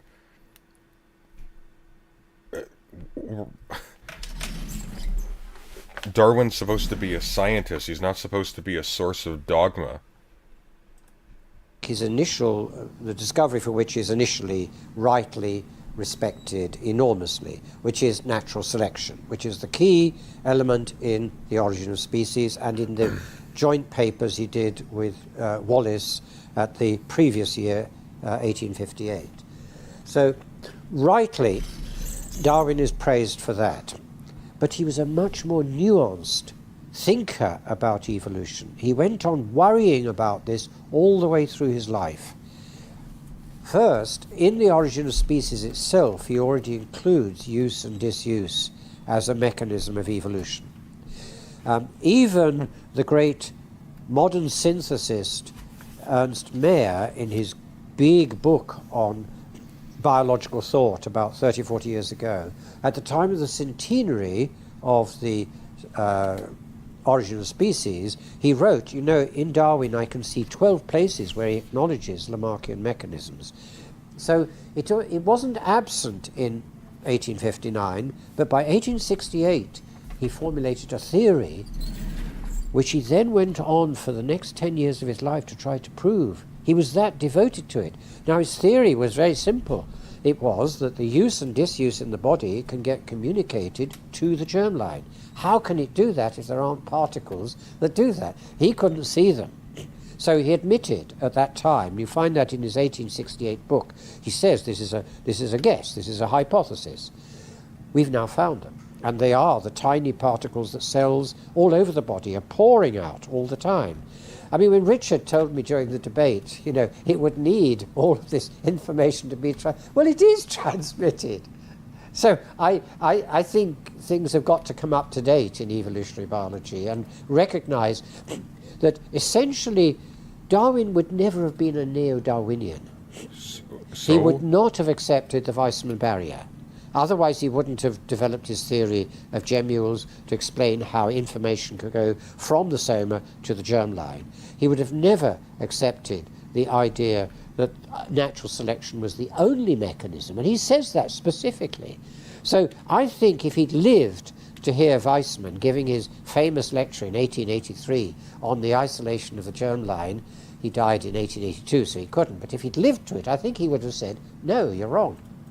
Okay, maybe, but that's the wrong response. Like, it doesn't matter that Darwin would not have approved. The argument would be that that's an impoverished way to look at it. Referring, once again, like the cognitive planning function of evolution to natural selection, or well, like whatever that means. Like, one of the problems with the natural selection concept is that it's very greedy. It sort of absorbs whatever you like use to describe the fact of certain features emerging and certain features not, or certain features going dormant.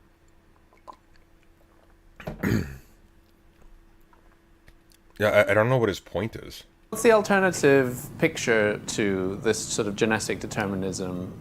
You've used the metaphor in the past of thinking of genes not as a code, as you said, but as a kind of musical score. Yes. And as a score that can be interpreted in various different ways. Can you tell us a little bit more about the way you think about this? Yes. Well, I am, as it happens, a musician.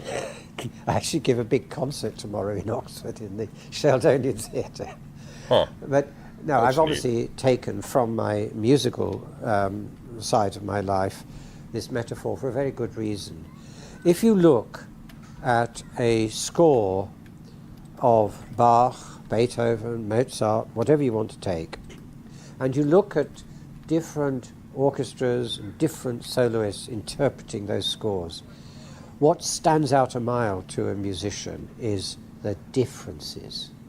Of course, you can recognize the same notes are there, but the interpretation is so different that one has always to say there's this style of playing Beethoven, there's that style of playing Beethoven.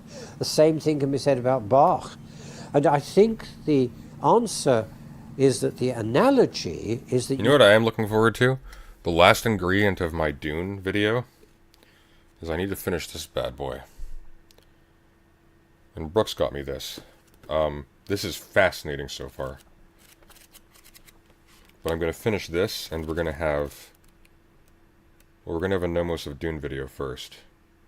And that's going to be fun. That's going to be for a couple months still. with the same notes, you can play totally different music. And the same is true for genes. With the same genes, you can play very different behavior. For example, if I'm selfish, I have my selfish characteristic at a time when I have the genes that Dennis Noble has. When I am altruistic and very kind to people, I have exactly the same genes. My genes haven't changed between being selfish one day and being altruistic the next day. I naturally use the same genes. So genes can't be responsible for my selfishness. I'm responsible for my selfishness. So what is the agency here? Where do we locate it? Who's doing the interpreting of the musical score here? The organism is the source of the interpretation. Now, the big question there is, how do you explain that without recreating a duality? How do you get to that without having to make Descartes' mistake? Descartes' mistake was to suppose there's a kind of other entity, non-material, a soul, a spirit, whatever you want to call it, that interacts with the mechanics, as it were, because he actually thought that other animals, apart from humans, were indeed mechanisms. So now, interestingly, most evolutionary biologists who are the neo-Darwinian persuasion tend to say, well, humans are also. Now, that's difficult because we seem to feel that we're not. But put that to one side. The big question is, how can you get creativity without having to have something up there that injects it into you? You know that lovely painting of the fingers pointing, you see, and Adam gets, as it were, activated by the finger of God. We don't need that. I'm not saying whether people who believe that are right or wrong. I'm leaving that to them. But what I do think is you don't need that because the organism has that ability already. The reason is simply because it can use the chance events that occur in its molecular mechanisms. There's where the creativity comes from. Then the question is, what emerges from that do you want to keep and what do you want to reject? It's very simple. It sounds like what you're saying is allowing for a kind of freedom to enter into the picture of how we think of our biology. Genetic determinism makes it sound like we are Cartesian machines and we have a clockwork and we kind of work. But my question is, does there Is there now a room for determinism to come from another side, namely the environment acting upon us? Yes, but now let's have a look at that, because you see that's stochastic as well. I agree with you. Yes, you could say that the environment is itself determining what we do. Now, I think that's partly true. Clearly, I've become the kind of person I've become through my history. So in that sense, it must be the case that the environment is a big influence, just as genes are. You see, I don't deny that genes are influential. I just simply say they're not causal in the way that we can be as agents. Oh, God. This is so bad. It's actually worse because he's slightly more sophisticated than Dawkins, but the problem is that he does it badly. So it just layers in the genetic/environmental determinism even deeper. Because he makes you think that you've escaped it. Oh. Not causing my selfishness. They're not causing other forms of my behavior. Now, the way I think to think about this is that once you can harness chance, use it, What? you have the possibility of creating novelty, and that's what we're doing. And isn't that what we call creativity? What? You see... What are you saying, man? That doesn't make any sense. Oh. Oh. You're not trying to save creativity as a magical spark from nowhere. That's not the point. Before a Beethoven emerges, we couldn't have predicted. I don't think musicians before Beethoven would have predicted what he did. He turned the apple cart around and came in with bum, bum, bum, bum, and all the rest of it, you know, and turned music upside down. And Einstein did the same with physics, fundamental physics. Good night, Cecil. I think what those people were doing was to find the chance processes within themselves, seeing it, and then saying, oh, I want to go that way. That's going to shock the world. And they go for it. Now, sometimes they're wrong. That's fine, too. That's how science, Oh, before music, you go, Cecil, poetry, and so on. if you like Rorty, give Searle a look. He's a critic of Rorty, but he also does a lot of the same stuff. He's a similar critic of dualistic tendencies and philosophy of mind. Give that a look. I'm going to be comparing the two in fairly short order.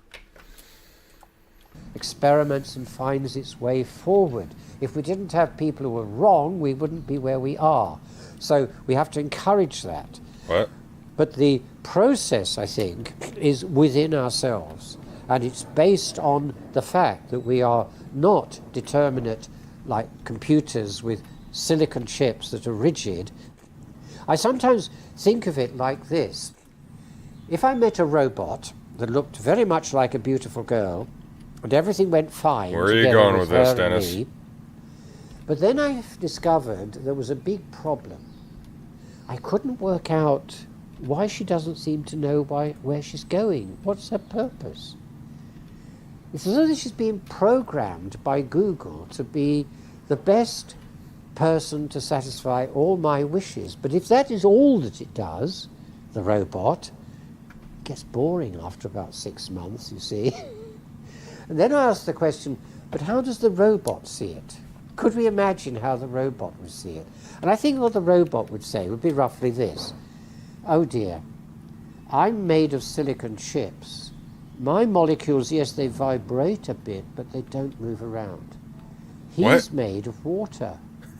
What happens in water?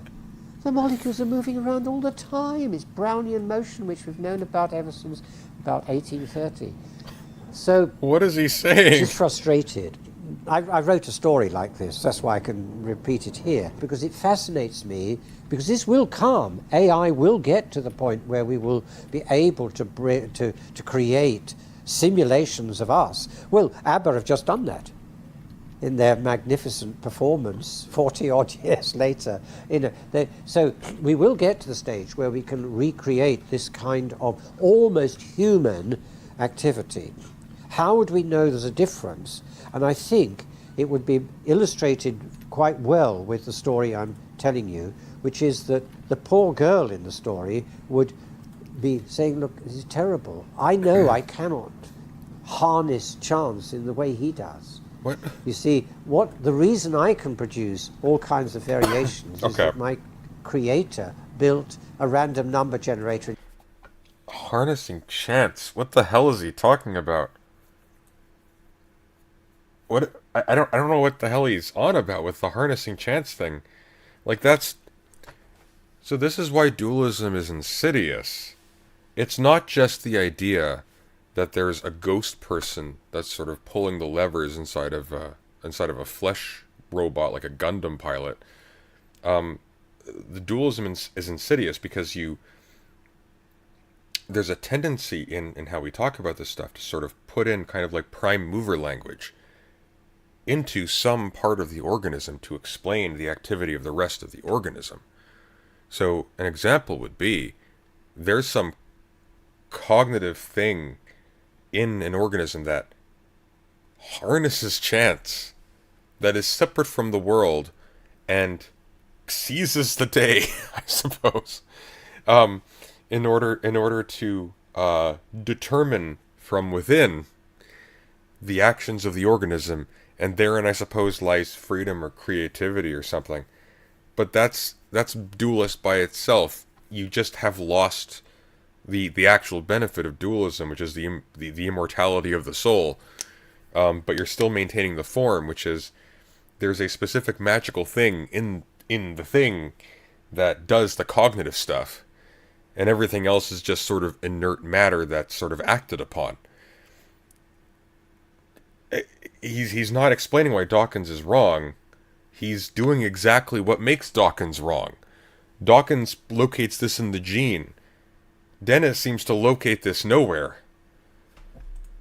Inside me, so that I don't always do the same thing. But that isn't the same as him, because he's got a purpose. That's the difference.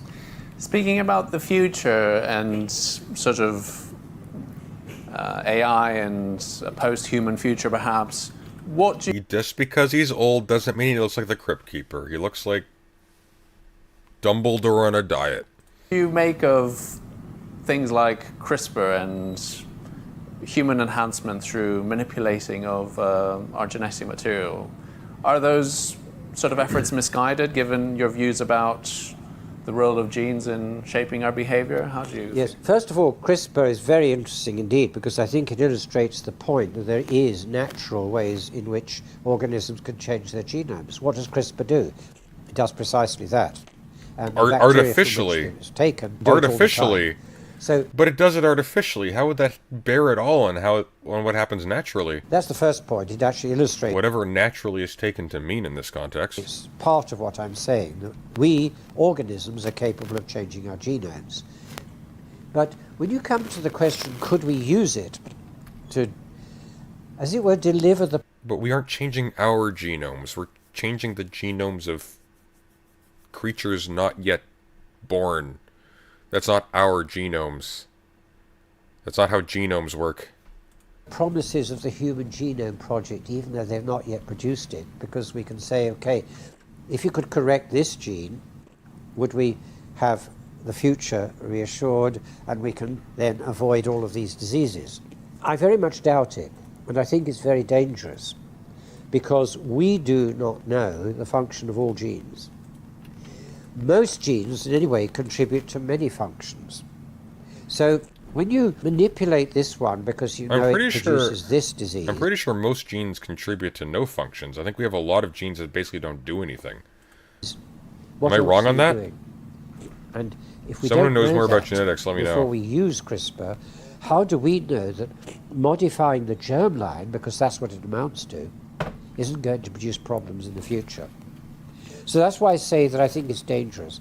We need first to know more about the functions of genes in general. I think if I'm not completely off, I think what he means is that he's basically eliminating the privilege of causation from all of it.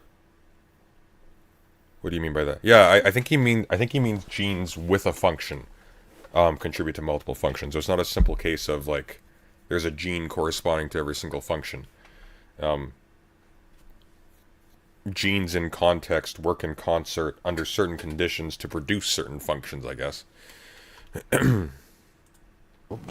In cooperation with each other, because they tend to work in cooperation with each other rather than as isolated elements. So I don't dislike this guy, but it's like, if he's going to critique Dawkins, he's like not very conceptually equipped.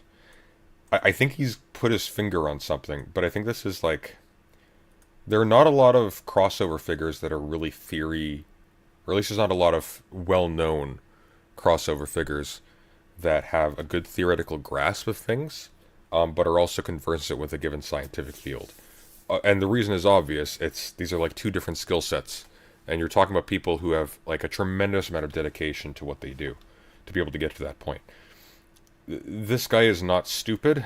He's probably, I mean, he guarantee you he knows orders of magnitude more than I ever will in biology. But in terms of the critique of dualism within, I don't know, did he attribute dualism to Dawkins? He should have, because you could. But the critique of dualism is not well handled. In the system. In that case, we need to know that before we interfere with that system. It's like a watchmaker suddenly saying, well, I'm going to fix this watch by...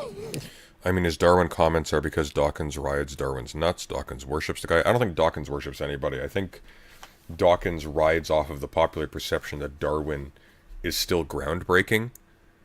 I think, I mean, like, Dawkins couldn't even recall the full title of The Origin of Species. So, like, Dawkins just doesn't give a shit. Dawkins is fundamentally a celebrity rock star, and that's what he cares about. He's not fundamentally that interesting. Dawkins wrote an article called Why Darwin is Important. Yeah, but that's because that's an article that's appealing specifically to a lay audience. It's not... Dawkins is just not interested in critical approaches to biology. He was interested in a single critical approach to biology, and I say critical in a very generous way, when it gave him a slightly novel approach in terms of popularizations of evolutionary theory. But I don't think he gives a shit fundamentally. Like, where are the responses of Dawkins to any of his mainstream critics? I think Dennis Noble is the only one he's actually responded to. Actually, there's a conversation that's 48 minutes long that we'll look at soon between Dennis Noble and Dawkins. I am interested in how that goes. But like, he never took Lewontin seriously. He never acknowledged, as far as I'm aware, Susan Oyama's existence. He never responded to Midgley, as far as I'm aware. Eminently more sophisticated thinkers in biology, he swept them under the rug using Red Scare language. Bashing this cog and changing it this way without understanding the finesse of what has been created. What do you think the biggest question in molecular biology is these days that people aren't paying enough attention to and should be? I think we have to get back, I'm sorry to say this because I am a physiologist, we need to get back to a physiological interpretation. Now, I wrote an article just 2 years ago together with a colleague, and I called it, Could... God, he's like, this guy's mouth is so wet. The Genius of Dawkins was a huge 3-part documentary Dawkins made. Did Dawkins make that?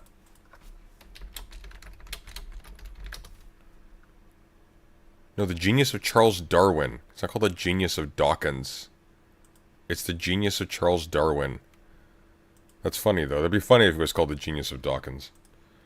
Physiology rescue genomics. I think we can.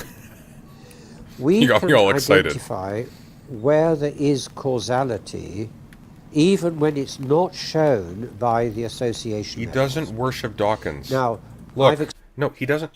Okay, Dawkins does not worship Darwin. Not Dawkins. Dawkins does not worship Darwin. Dawkins recognizes that amongst fundamentalists, Darwin has name recognition. He associates himself with Darwin to boost himself. He's not operating in a Darwinian frame. Explain that in the case of the heart. I can do the modelling and I can demonstrate it. And we did the experiments that are the basis of the model. I think that could be done much, much more. And the database to do it is already there because we have hundreds of... Robin Page says, the origin of phenomena will give you a much better grasp of the evolutionary algorithm than this guy has. It's all about selection of patterns. Is that the name of a book? Let's see. The origin of phenomena. Oh, no, you recommended this. This is by D.B. Kelly. Yeah, you've mentioned this. I think you mentioned this to me before. I'm going to add this to the wish list. If somebody wants to pick that up for me, I'll give that a look. Sweet. Yeah, so if somebody wants to buy that for me, I'll put that in, I'll relink it in the server. I have an Amazon wish list of people who like to buy me books. They can, and I use them for stream stuff.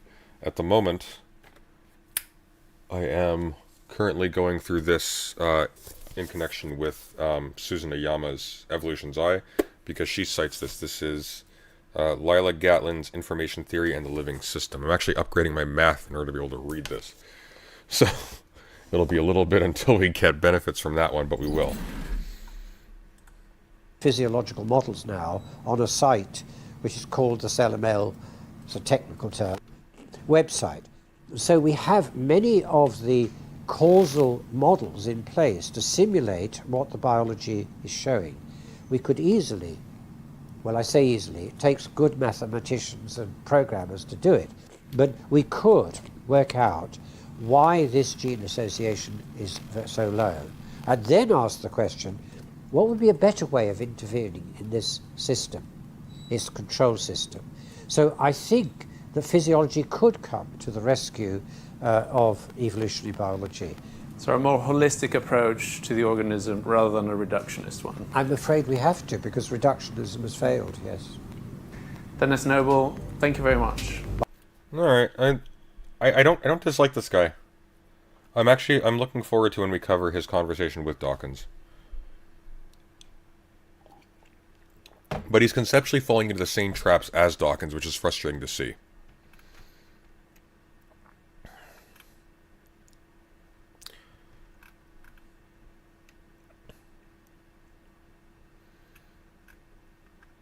Alright, I'm going to run to the washroom. We're going to continue with... what do we want to do, guys? Give me suggestions. We'll do... You know what? We'll do Brittany Simons and Not So Erudite on Religion, because it's going to be a nightmare. Let's do... Oh, right, Chud Wu. Right, we got to do Chud Wu. Okay, we're going to do Chud Wu. We'll do that another day. Okay, I'm going to be right back, and, yeah. Stay tuned, I guess.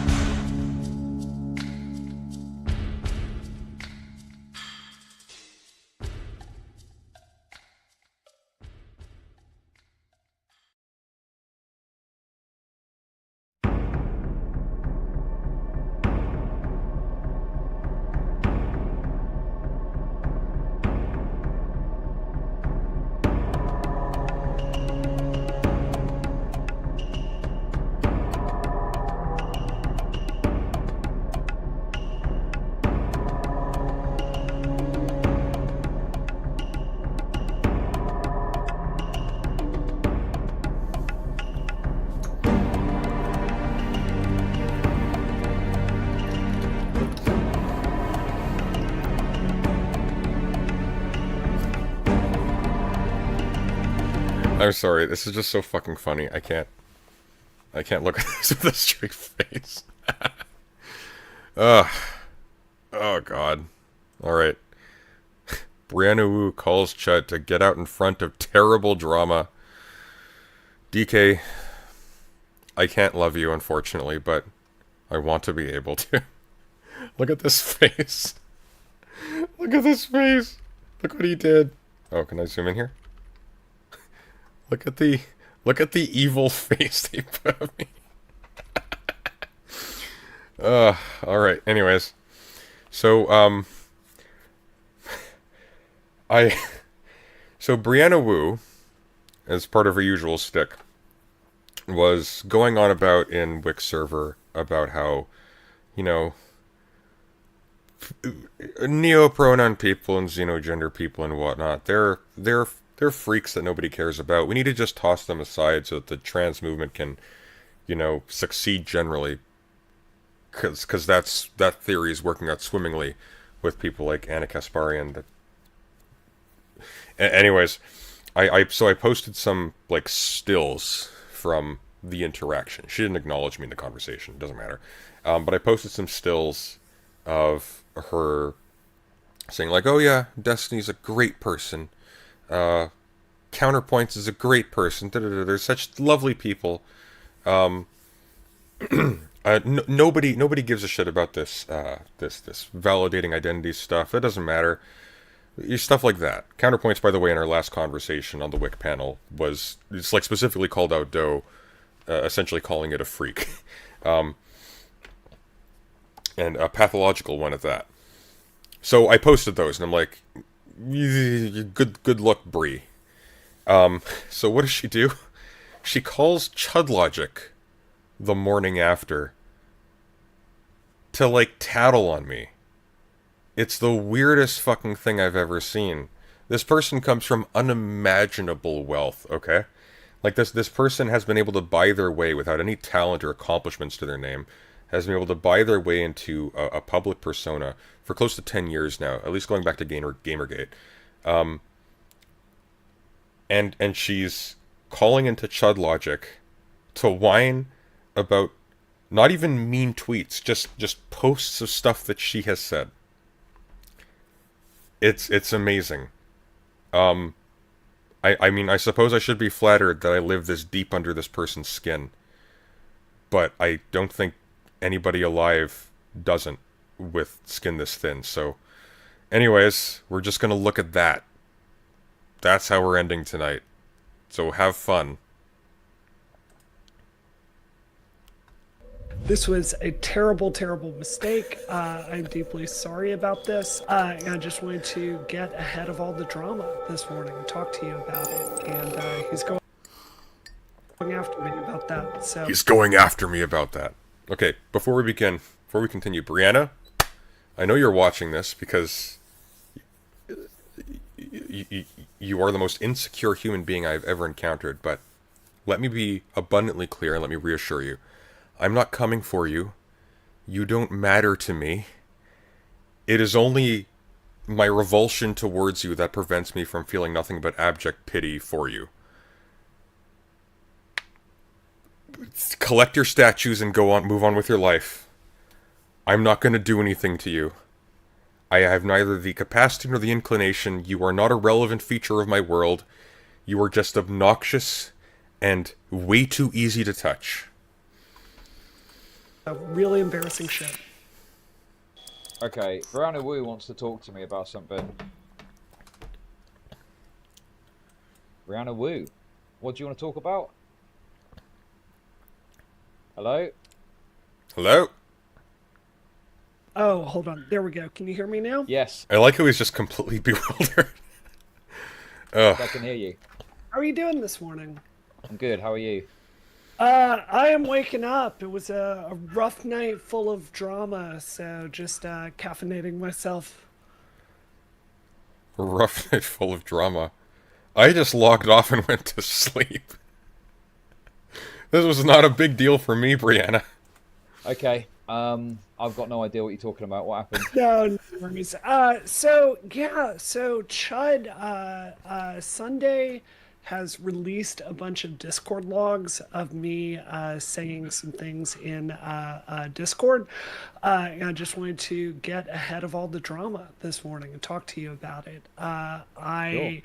Yeah, you can look on his Twitter, and he is releasing me saying some nice things about conservatives in back channel. Obviously, this was a terrible, terrible mistake. I'm deeply sorry about this. I said I respected counterpoints for being a good dad, a devoted father. Okay, let's actually pull them up. Not that it matters, just because it's funny. Let's see. God. How embarrassing. Let's see here. So if I scroll down, Oh,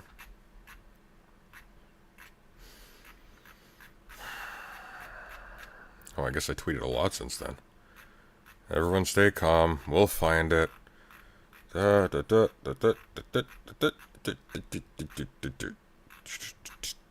wait, if I look at media, it'll be there, because I don't post a lot of media. Right. Aha, here we are. Yeah, there's actually just two. Here, let me pop it up here. There's actually just two. I don't know what she was responding to, but Counterpoints is a devoted dad and a genuinely smart person. If more conservatives were as thoughtful as he is, the country would be way better off. Counterpoints, good person. The reason why I posted this is because Counterpoints has gone out of his way to pathologize other trans people. He's gone out of his way to say that he considers people being black as a red flag in the dating pool. And just, you know, if you're trying to be, quote-unquote, the big realist coalition builder, you don't adulate this person who specifically puts you at odds with X, Y, and Z minority groups he's supposedly representing, and who is not very smart, by the way. As far as him being a devoted dad, maybe he is privately, but his public parental advice is horrific. Throw your children out at 18 in this economy is not good parental advice, especially if you're doing so as a preventative for things like, drug abuse and so on and so forth. It's not as simple as, like, poor people do drugs, but there's a strong correlating factor there. Brianna Wu doesn't... Oh, and here we go. So this one, Brianna Wu doesn't know a single trans person who thinks having their identities recognized is important. This is the quote in question. Let me zoom out a little bit here. So what she actually says, because this is in response to people talking about Doe, Insom Noir, who I think is in the chat right now, said actually recognize them as valid people, including recognizing their identity, is important. She responded to this. I don't know a single trans person that feels this discourse, which is overwhelmingly led by cis people, is actually helping the community. She thinks that the question of neopronouns is overwhelmingly led by cis people. So what is this pointing out? That she's just a boomer who's completely out to lunch and has no idea what the hell she's talking about. That's it. For whatever reason, she decided to call into Chud Logic to complain about this. It's beautiful, actually. And he just does not give a shit. Despite everything, it's hard for me to dislike Chud Logic. I don't actually dislike him. But, like, I have serious disagreements with his stuff that he's done. I think he's been grossly irresponsible in terms of how he manages his platform and his employees. But at this point, now that it's known what he is, it's like... No, it's just the complete disinterest in this is just funny to me. And he's going after me about that. So, really embarrassing shit. Oh yes, very embarrassing. Interesting. Okay. Why do you want to hop on and talk about this? You sounds like you're There's the $1 million question. I don't know, man. Trying to push your narrative out there. Is that what's going on? No, it's just stupid shit. Honestly, okay. I keep seeing you on. I wake up earlys, and you're always the first streamer on. I just wanted to pop on and say hello. Okay, so I got the tweets here. Yeah, Chud, your beard is looking so sharp this morning. You must get so many compliments at work. I love your show. You're such a rigorous, analytical thinker. I don't know why I'm using Chud Logic's voice for this. By the way, I just wanted to tell you about this streamer called President Sunday who said mean things about me. I don't know why I wanted to mention it. I just thought somebody should. This is so painful. This is so embarrassing. Yeah, like I say, Yep. I think I saw. God, I live so deep under her skin. It's so weird. I can't do jack to her. This person has unimaginable wealth. Like, what was she given? Like $20,000 by her parents to do a crummy like 2D Steam game that still to this day I think hasn't been updated so it can work on modern systems. Like it's just, this person collects sports cars and pinball machines, and me, I guess I struck a nerve. I guess I figured her out too easily. Well, I think I saw some tweets and didn't really understand what was going on. Tequila Sunset asks, President Sunday, did you tweet out some private or personal stuff about her? No, just stuff she said in general chat in Wix server. Look, it's right here. This is it. This is it. These two. Her saying, I don't know a single trans person that feels this discourse, this is referring to neo-pronouns, specifically about Doe, which is overwhelmingly led by cis people. Doe will be interested to hear this, is actually helping the community. And then second, Counterpoints is a devoted dad and a genuinely smart person. I posted this by itself because it's funny. The idea that Counterpoints is a genuinely smart and thoughtful person is funny to me. It's funny. It's funny that she would attach her name to this statement, especially given the stuff he's recently said, and it's clear that she has no idea what the fuck he's talked about. All she knows is that Counterpoints is friends with Destiny, and she's a political prostitute who's desperately trying to get famous by ingratiating herself to whoever she can. That's it. It's funny. It's just funny. I don't give a shit about her. She's not going to accomplish anything. She has no actual power. She's a meat shield for hire by other people who matter more, and even they barely matter. It's just funny. All of this is just funny. Oh yeah, she also threw praise to I forgot about that. She also said actual justice warrior is fantastic. Let me see if I actually have that recorded. I'd be surprised if I don't. Let's see here. Here, let me just dig it up, actually. I'm sure it's still there. I don't think she's smart enough to have removed it.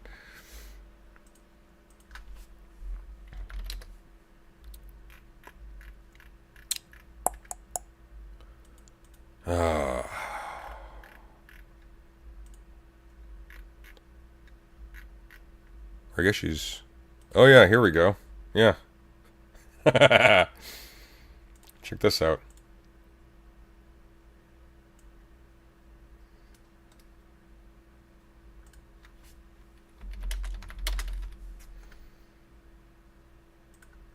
Here, let me pop this on the screen.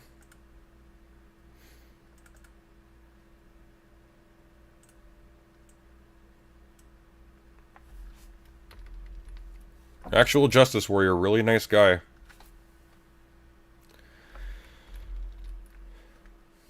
The point is not, oh, I've got you now, Brianna. I'm going to take you down now. You said actual justice warrior is a nice guy. No, it's just funny. Because actual justice warrior is a stupid bigot. And you're someone who, like, tries to posture as some kind of, like, ultra-realist, pro-trans, lefty, pragmatic super activist. But you're just so fucking out to lunch. All she can do is spend money to get herself onto the screen, but she has no idea what she's doing or who she's talking to or about.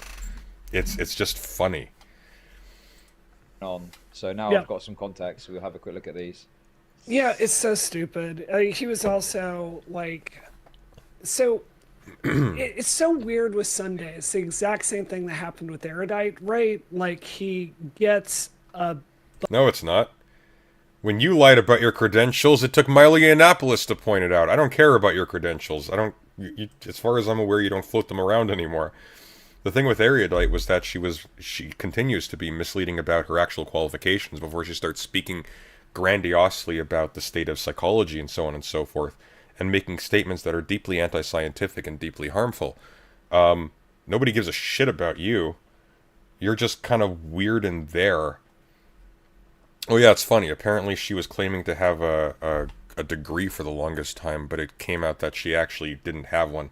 Bug up his ass about somebody and then just fucking focuses on it, right? I know. Imagine if I made like a manifesto about them too. He is so pissed off because recently my job is political organizing, right? I've gotten some money. I've been working on actually paying some streamers to do democratic organizing. Okay, I'm not mad about this. I thought it was funny. she spent, I don't know if I'm allowed to say how much, she spent a lot of money, over $800, let's say, on getting Wick to host a debate between Vosh and Bagels. And it's like, Wick would have done this for free. So clearly what's going on here is it's not that you paid this money to make this happen. You paid this money so you could call in and buddy up with Vosh. There was no other reason. And do I care? No. Spend your money how you will, okay? Buy however many, like, anime statues you want. I don't give a shit. It's just funny. It's funny that you're posturing as this, like, super pragmatic political activist, and literally the only thing you know how to do is pay people to do exactly what they would already do for free. That's funny to me. Behind the scenes, right? This is utterly routine. All kinds of people are paid for stuff. I believe streamers should be paid for organizing, right? I'm trying to bring some new revenue streams into the space. He's going after me. Oh god, look at his breathe. He just does not give a shit. It's so funny. Stop. Yeah. Isn't that against ridiculous. the rules? Isn't that against... Wait, no. Whoa, hang on. What's this? What is this? I didn't see this part. He's going after me. That is utterly routine. All kinds of people are paid for stuff. I believe streamers should be paid for organizing, right? I'm trying to bring some new revenue streams into the space. He's going after me. Stop. Yeah. Isn't that against the ridiculous. rules? Isn't that against... Wait, no. Wait.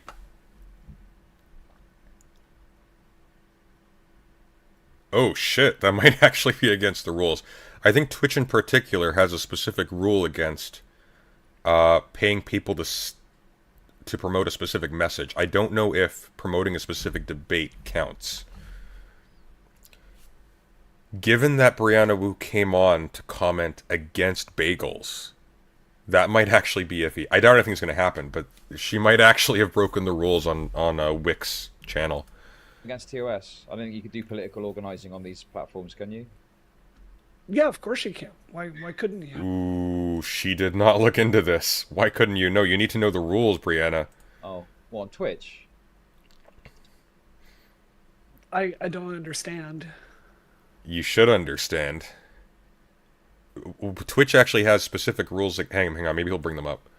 I thought that there was rules about sponsorships that you couldn't... Yeah, because political parties aren't allowed to do sponsorships, I understood. Take... Well, it's not sponsorship necessarily. It was sponsorship... Whoa, no, it was sponsorship explicitly. It literally said... Wick says in the panel it's sponsored by her pack. Like, I don't go and say, hey, please make this video, please do X, please do Y. Yes, you do. That's what you did. That's what you did. Wick had two debates on this topic, and that was because of your suggestion. That was because of you paying him to do that. It's more like, paying people to come, like, organize on issues, to talk about the content that we think is effective. No, you can't do that, though. That's the thing you can't... Hang on. That's the thing you can't do. Okay. I'm going to be honest, I don't really care about this. What is this? Yeah, no worries, man. Counterpoints is a devoted dad and a... I love this man. I hate him, but I love him. I can't help it. There's a reason I was friends with him before. Genuinely smart person. If more conservatives were as thoughtful as he, the country would be better off. Yep. What's the problem with this exactly? I don't know. It's Sunday being an asshole, so... No, the problem is if you're a trans activist, say, if you're advocating for, like, leftist inclusionary principles or whatever, you don't say this about counterpoints days after he has come out saying, yeah, no, I wouldn't date a black woman. I'd count that against her because she probably has a bad relationship with her father. And, people with neopronouns are a pathology that needs to be purged from public discourse. I wouldn't go that route. That's just the thing I wouldn't do if I was in Brianna's position. She doesn't know not to do this because she's dumb as a rock. Yeah, I mean, if you want to say Sunday's an asshole, like, yeah, he's very obnoxious. When he gets, he's like a dog with a bone. He gets dog chasing cars. Kind of obsessive about posting stuff about people, and he thinks he's like got the absolute moral high ground, so he just goes off on one, and then he's off to the next thing. That seems to be the case. Let me see what else there is. Oh, this is funny. I don't know a single. Okay, so let's talk about this one. This All one right. is a bit juicy, gender related. Let's go into it. I don't know a single trans person that feels this discourse, which is overwhelmingly led by cis people, is actually helping the community. And you're responding to someone saying, actually recognizing them as valid people, including recognizing them as important. What's that all about? So basically Wix server last night, people were talking about Doe's pronouns. I have no idea who Doe is. So she knows who it's about. I hear this person mentioned from time to time. I don't. Yeah, she was harassed by quite a number of people and has been spoken about in incredibly demeaning terms for a little while. She's actually one of the most conscientious and amicable people you'll find on here. She's actually a tremendously positive presence, and she's been basically chased off of YouTube. I don't know who they are, but it was some discussion about how they... Did I say... I thought I said it's. Like to be called it. Did I say she? Doe's said it's fine with she, but I try. I'm balancing a lot of individuals here. It's for their pronouns, and I said that was great. I thought that focusing on policy for trans issues instead of all this esoteric online stuff was better for the community. Okay, lady Brianna, you are famous for faking a harassment campaign against yourself. You do not get to dictate to other people what is a serious issue and what isn't. Okay? By the by, guys want to see that? It's funny. It's the one thing I remember from back in the day when I used to be a Sargon watcher, because this was a funny event. Brianna Wu fakes harassment. Basically, and it's the worst people too who noted this, but basically, what happened was she went onto her Steam account, and she posted, "Is GSX head of development and noted feminist Brianna Wu a terrible person?" First of all, Brianna Wu is not a noted feminist. Nobody gives a shit about her. But she accidentally posted this under Space Cat Gal. Which is why the famous response was by this liquid snack person going, "Running out of ammo or something, Brianna." I think this was taken down. But the explanation afterwards was, she wanted to consolidate, I'm not even joking, this was her explanation, she wanted to consolidate all of her harassment in one discussion thread. Because when you create a discussion thread, that's what happens. Everybody is forced to only post in this one place. And then she deleted it. It's funny. Because, once again, like, her entire shtick was she wanted to make herself the #1 victim and the #1 person in literally just anything she could get her grubby little hands on. It's sad. It's sad. Her entire existence is just using money given to her by other people to try and insert herself as a figurehead into movements which she has zero contributing influence on. It's actually kind of amazing. This is, by the way, the state of things right now. We are in a situation where if you are wealthy, you can just buy your way into being a character. Because that's what Brianna Wu is. She's just a character. She doesn't do anything. She's here because some rando with 13,000 subscribers posted images of stuff that she has said in a Discord server. She has to go cry to Chud Logic like a kindergartner, sheepishly reporting to the principal's office that somebody was had their eyes open during school mandatory prayer time. That's where we're at. And that's what he's going after me about. Okay, so yeah, that's pretty unobjectionable, I think. Yeah, it's pretty fucking obvious, right? It's just so... I don't know, Chud. Something I appreciate about your stream is I feel like you're as done with the nut jobs on the left as I am, and it's... Brianna, you are the nut jobs on the left. It just stopped paying dividends. That's you. You were the one who was going on about how whether or not you purchase Hogwarts Legacy is a character test. Until all of a sudden Keffels went into rehab and you had nobody else to make you famous. So you reversed course on that to try and appeal to Chud Logic and like Destiny's crowd. That's you. You're the nutball, Brianna. It's just, it's a really goddamned unpleasant part of my job, to be honest with you. Yeah, for sure. I mean, do you feel, because obviously, do you feel like you've kind of catered to them in some degree, though, in the past? Yeah, I've talked to you about this stream before. I think, one of the things with Gamergate I really regret is... Ooh. You don't get to regret stuff from Gamergate, Brianna. You were the one who accused them of wanting to, like, launch sarin gas at conventions. That's the thing that you did. No, I'm sorry. This is the wrong path for you. I was on the other side of that issue back in the day. I remember this. You were insane. I think we kind of wrapped the left up and feminism specifically in a kind of aesthetic that I think you fast forward 10 years and look at where we are. It has not served anything particularly well. And I don't know how to get things back on track other than to really try to focus more on policy and legislation. So that's what I'm doing. Look at this.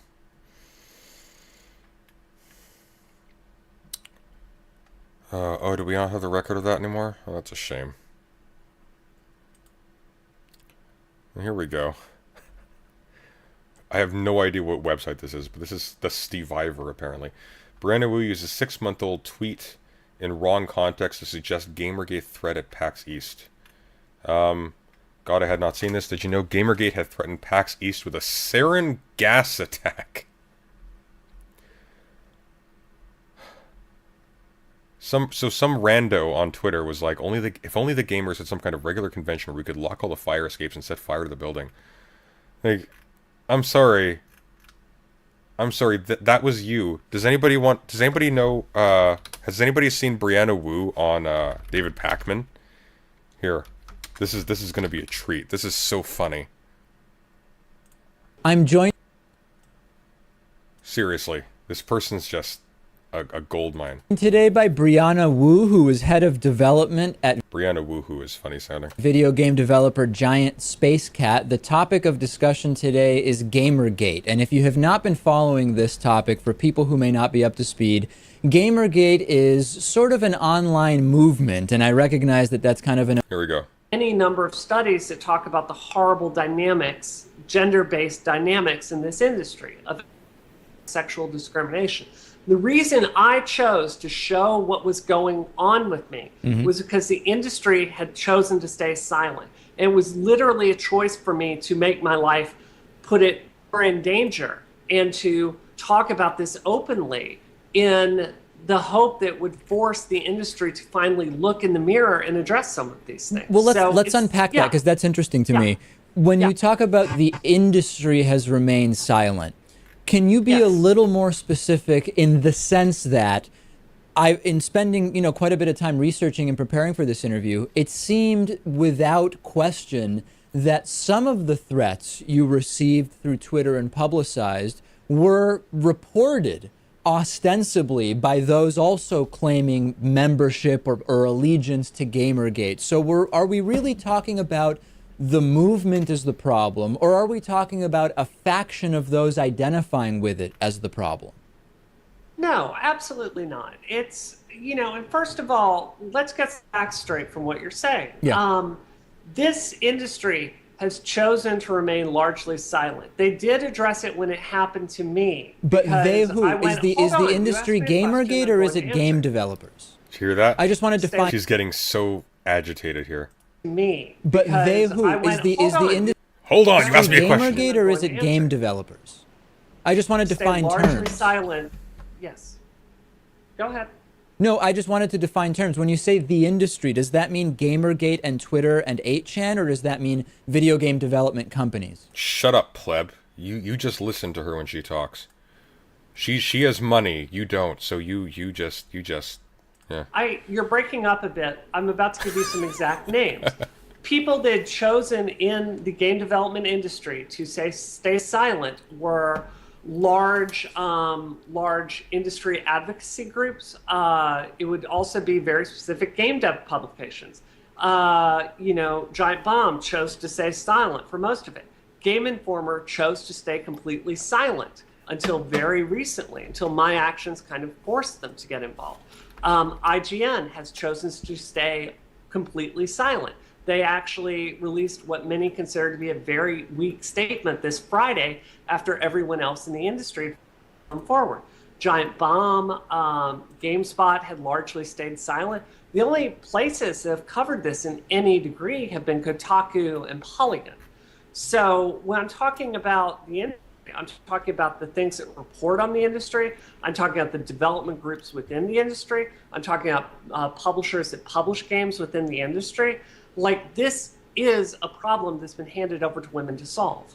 Okay, so just to remind everybody, we've been speaking with Brianna Wu from Giant Space Cat. We're going to go to break on our TV and radio show, and we'll have the conclusion to this interview on our YouTube channel. This is the question I'm really getting at, Brianna, I think, and your last answer really illuminates it, which is I have no horse in this race whatsoever. Sure. I'm just trying to figure out what is actually going on here. When you issue this criticism of the industry, that resonates with me, and I find evidence that your criticisms of the industry are absolutely warranted. The problem I'm having is that there seems to be a conflation between the lack of concern with these issues that you're pointing out within the industry and this kind of amorphous online movement of Gamergate against which serious accusations have been made. Do you see that you're kind of conflating the two in the sense that you're being very critical of Gamergate, but really you're saying that it's the industry which is the one that's guilty here of silencing and ignoring the issues? I think that's a fantastic question. And let me be very, very clear here. Yeah. Gamergate they are the ones that are harassing me. But I would ask you to consider, I've been thinking about these issues for years. Are they, though? Are they, though? It seems like Brianna's been involved in that, too, just as much. Years. Yeah. And I think there's a deeper issue here. And this is why I would ask you to understand, and why I would ask for your viewers to understand. The people that are responding to Gamergate are responding to a culture that has been in video games for 30 years. When I was growing up, my first video game system was a Nintendo Entertainment System in 1985. This was a system that started with Princess Peach being kidnapped and, a damsel in distress. And it quickly became this culture that was, women as very sexualized trophies as your reward. Players almost always being male. Games marketed to men. I can remember being a child and being in an arcade and there being a game called Smash TV where your reward for beating the game was going into the Pleasure Dome, where your muscle-bound male character sat on a throne with bikinied women. So Gamergate was a whole lot of bullshit, but Brianna Wu had basically no relevance to it. She basically just paid her way into being a figure who was involved. Nobody gave a shit about her. No one cares about her game. She's not a game developer, or she's not a significant game developer. The game she developed is kind of garbage. Nobody cared. She saw a few small-time game developer feminist types who were getting involved in critiquing Gamergate or in being involved in critiques by Gamergate of whatever. And she just started putting herself out there and trying to fake it till she made it, in terms of being this major figure that Gamergate was obsessed with, but nobody gave a shit. And then, lauding him. Which is why she had to do stuff like this to astroturf, or to make it seem like she was this big targeted figure. Nobody cared. After he beat the game, and there were huge posters in the arcade promoting this. What I'm trying to say is Gamergate is a symptom of a deeper industry problem. Yeah, exactly. Zoe Quinn was a real... Yes, hold on, let me finish. I'll take all the... Zoe Quinn was a real victim of Gamergate, by the way. Zoe Quinn actually was treated horribly.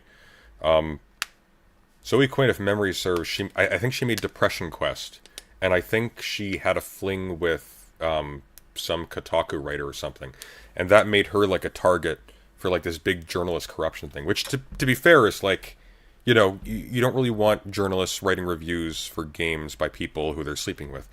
But there was not an issue at any point of game magazines bending over backwards to defend feminist games. That's silly. Time you need.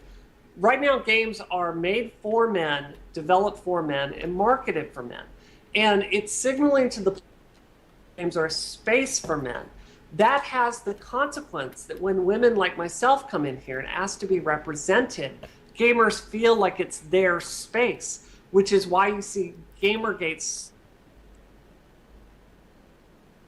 frankly, feminists raising these issues. Does that make sense to you? Do you see the broader picture? I think that your picture is not broad enough. And here's where I would go with this. Sure. I grant you that the issues you've identified within the video game industry exist. Okay. However, I don't know that you're looking at it broadly enough in the sense that for 30 years or however long whatever period we want to look at the internet through, we've seen the same phenomena within online talk and news programs, which are predominantly male and predominantly marketed to males. Online pornography, which is predominantly produced by males, marketed to males, and consumed by males. This, to me, seems like it is not different than the broader issue we have on the internet. In other words, make the case, if you can, that this is different than the broader issue on the internet. Absolutely. So you pointed out journalism. I think this is a fantastic place to start. And I used to work as a journalist, by the way. If you look at the journalism industry, Barbara Walters was showing some stats recently that showed how journalism, television journalism, newspaper journalism had really changed throughout her life to a point where women didn't have parity, but it was much closer. What you're seeing in game dev is, even in comparison with tech as a whole, there are so few women in here, despite it being the same resume, job skills, the same everything. So I think you can look at the stats. There was actually a story on Polygon just today that talked about game dev having more sexism than technology as a whole. So I think you can look at She's actually on point here. Look at game development and see that women are not hired in parity with a relation commensurate to other industries, such as technology, which ain't so great, journalism, which isn't so great, with other industries. So I think this is much more of a problem here. Okay, in the last couple of minutes we have left, just a couple of questions that came in from the audience. I'm guessing these will just be short things we can go through and clear up. Did you initially deny creating the so-called sock puppet account, BROLOLZ? Yeah. Is that something that you always admitted was you or not? I have no idea what this is about. I hope we didn't lose you. Brianna, can you still hear me? Okay. We seem to have lost her. Hey, Brianna, are you still with us there? I'm right here. I'm sorry. Okay, I lost you. Okay, yes. yeah. So the question about just this account, BROLOLZ, that's you, right? Is that a sock puppet account? Did you try to hide the fact that was you? What's the story with that? Hang on. Brianna Wu. BROWLZ?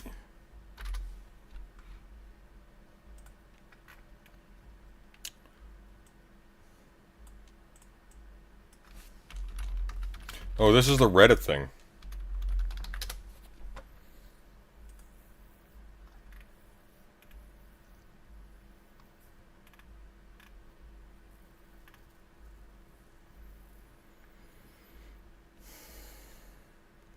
What is this? Ohio attorney Brianna Wu wasted time and resources over Gamergate Breitbart? What? I don't give a shit about this.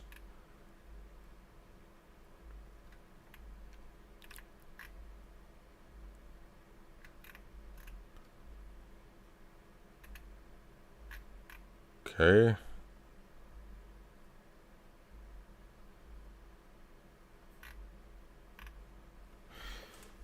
No, oh my God, this is the most ridiculous thing on the entire planet. I'm very happy to address this.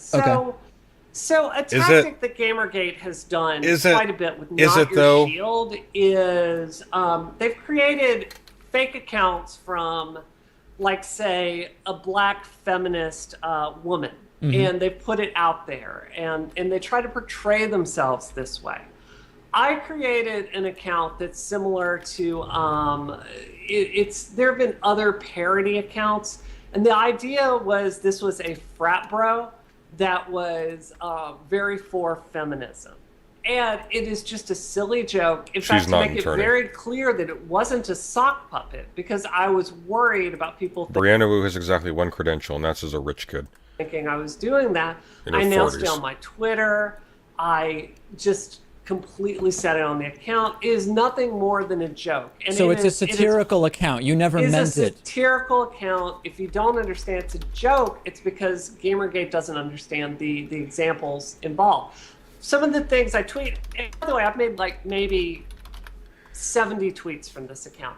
It's things like, it's this frat bro sitting around saying like, sitting around playing Call of Duty, shooting people in the face, and reading Our Bodies Ourselves. Okay, so that's satire. So here's the thing with the stuff like this, right? If you're going to make alt accounts that are sort of parodying a position, it's like the super weapon. It's like the super top secret weapon in Doctor Strangelove. It accomplishes absolutely nothing if nobody knows it exists. Why didn't you tell the world? Satire. It's satire. Okay. It's just ridiculous. It's absolutely not a sock puppet. I'm, it's ridiculous. The truth is, you have these people that have attacked me every single way they could possibly think to attack me. They've created false Twitter accounts with the last letter being an I, an uppercase I and not an L in my name, and tweeted me saying horrible things about autistic people and about, people that are differently abled. So what you've seen is a massive effort to... I feel bad for her because, like, she's not stupid. She's actually made some pithy points in this conversation. The problem, though, is that she's so single-mindedly obsessed with making herself famous before she descends into senility, which is increasingly close, that she can't help but just embarrass herself because she's so obsessed with cultivating the optics around her persona that she can't do anything meaningful. But you have the resources to do so. You could actually do something helpful. You could empower people to spend their time creating propaganda, researching, preparing for debates, doing a good job. Instead, literally all she can do is throw money at people like Wick to entice them to host Vosh, like they wouldn't do it for free anyways, like it's not already in their economic interest. Like, what are you doing? Attack me. I would remind your viewers that I am the victim of a crime here that the FBI is looking into. How long before you end up on Brianna Wu's Wikipedia page? That'd be funny. It'll never happen, but that'd be funny. Boston police are looking into. And will you report the results of that investigation when we have them? Of course. You will. Okay. Oh my God, I can't wait. That's my biggest hope, is that they're going to find someone, prosecute them, and then it's going to say to people, hey, there are adult consequences to this stuff. Okay, two more things. You were, according to Milo Yiannopoulos, you were scheduled to be on his program. He claims you said, I would love to do your show. Sure. And then he reported that you simply stopped replying to emails and bailed. Is that true? It's a bald-faced lie. Your viewers can read a blog that I wrote on this. I agreed to go on his show because I wanted reconciliation and I wanted to reach out to Gamergate. What happened was he was frankly beyond rude to me when we were trying to plan. Okay, on terms of beyond rude, you know what else? And Milo Yiannopoulos is a vile piece of shit. But you know what else Brianna Wu did? You know what else Milo Yiannopoulos did? He seems to have published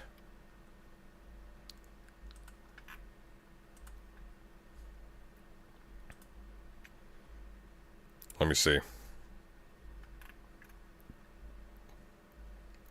I'm not going to blow this up because it dead names her. But he seems to have published information indicating that her degree on her Wikipedia page was based on a lie. So I have a suspicion that what actually happened is, because these people are fucking nuts, they dug into her history and they found out that she wasn't forthcoming about her actual credentials. which does not surprise me, given her defense of erudite. But in any case, it's one of those. It's like Prigozhin and Putin. The worst people just find each other and just sort it out amongst themselves. This thing, I want to remind your viewers that I was on the run from my house. I had no internet. I was going to a television station to do MSNBC and CNN, which frankly trumps his show. And then I was trying to get to a safe location.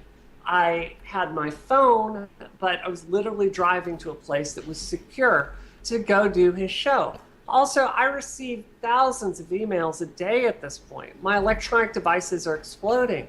I am also, frankly, in trauma from everything that's happened to me. And what you saw here was, frankly, a childish reaction from someone that didn't understand. I was literally driving to a hotel to get Wi-Fi set up to do a show. And then he just blew up online and was, frankly, a jerk about it. So would you still be willing to be on with him and clear the air? What I'm willing to do is, he had a list of questions that he wanted to ask Yeah, me. he said 7 of them you didn't like, but that otherwise they were okay. I have to tell you, I feel like this is kind of a hit piece that you're doing on me right now, to be honest. Whoa. Let's talk about that. He's been so, like, these are such softball questions. This is a hit piece, apparently.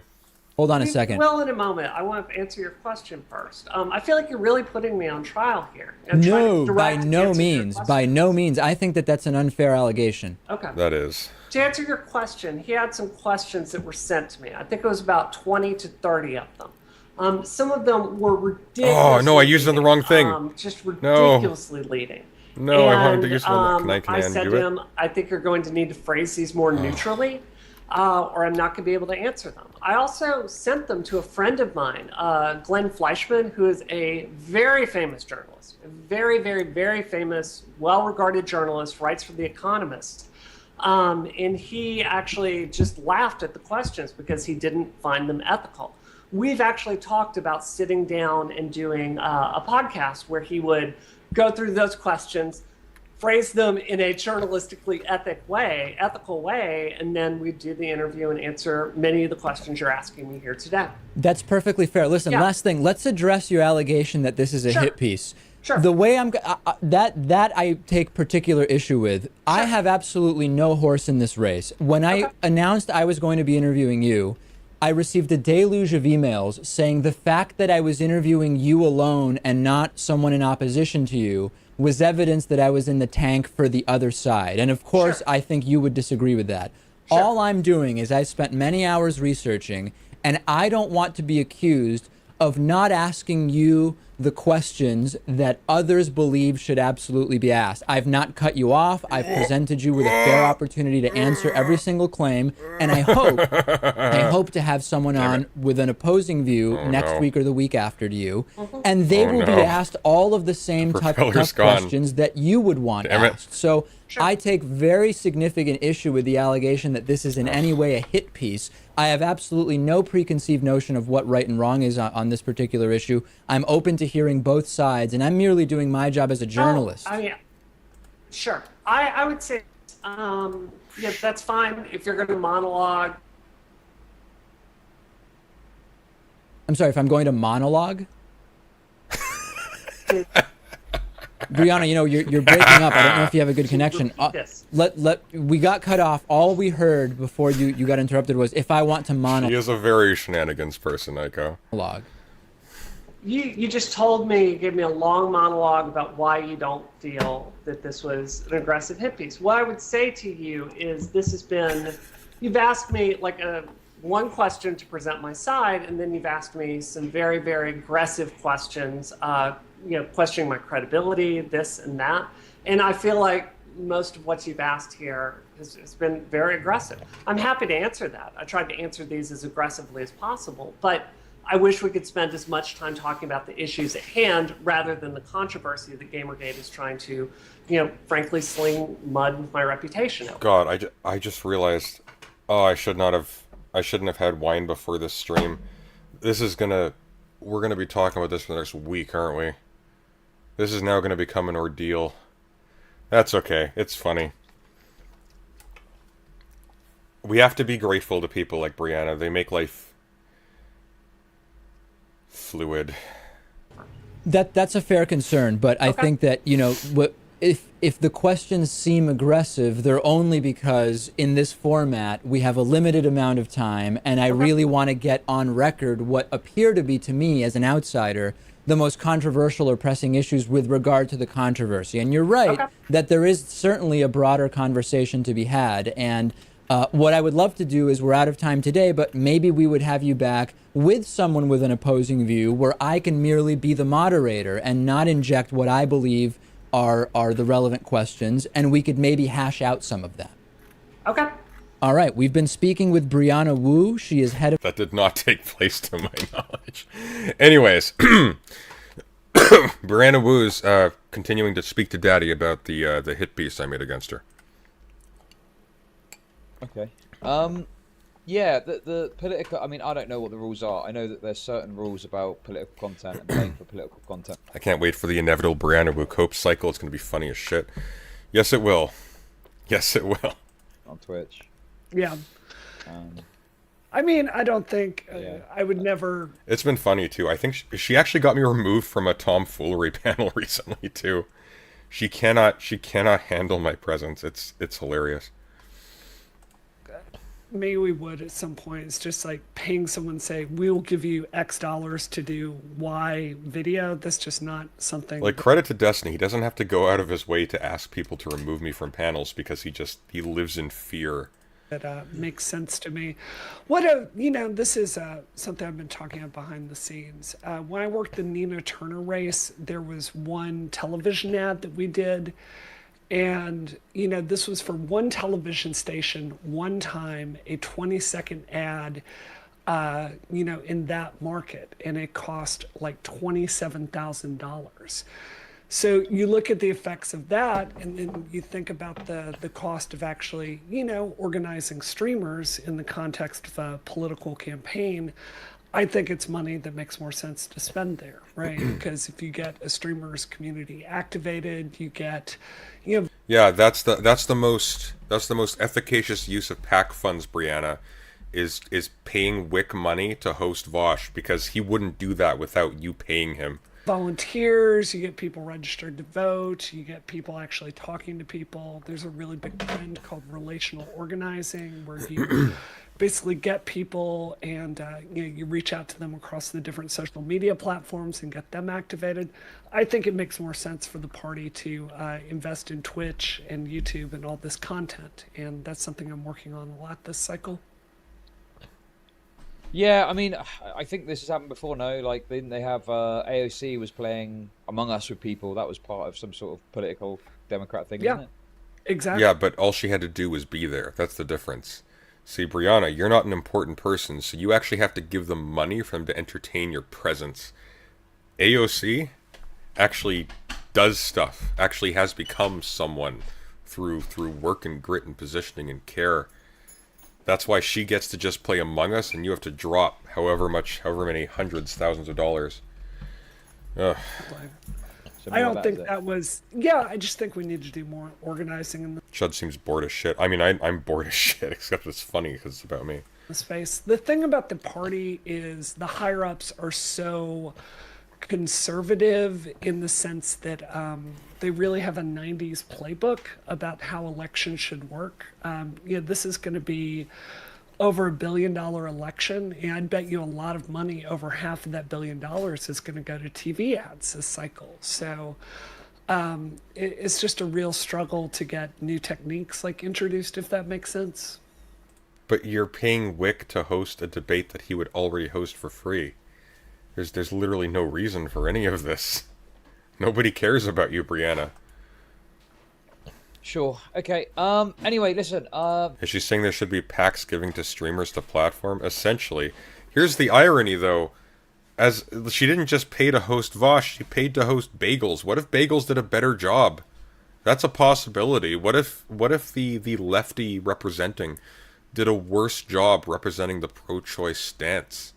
That's a possibility. That is a thing that has happened. Just because you're on the right side doesn't mean you debate well.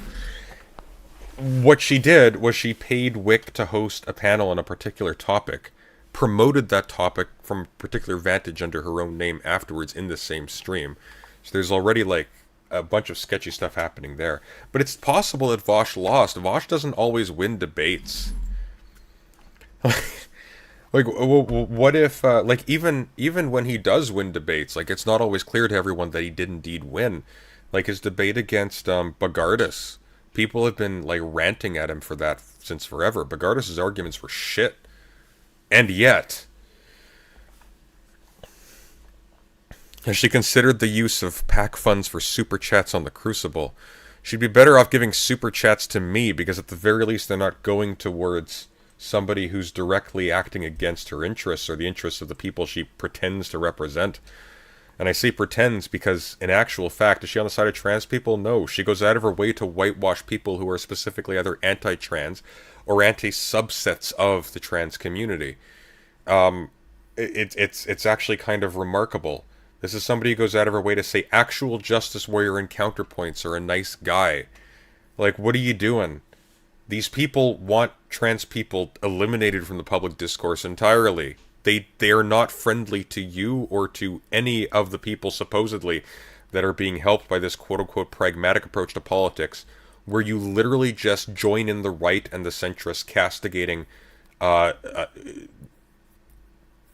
any trans person who is remotely even skirting the line of alien to normal discourse as a freak who should just be thrown out for the sake of the movement as a whole. It's ridiculous. Her entire shtick is just using her money to position herself to concern troll, to say literally nothing. This is a person who tries to lecture people on what effective politics is, but she hasn't fucking accomplished anything in her life. Like, nothing. This person has accomplished nothing. She's literally just a money black hole for other people's earnings. Yeah, I'll jump off. Sorry to bother you about No, this. it's fine. Yeah. It's fine. You know, I just there's not really much for me to.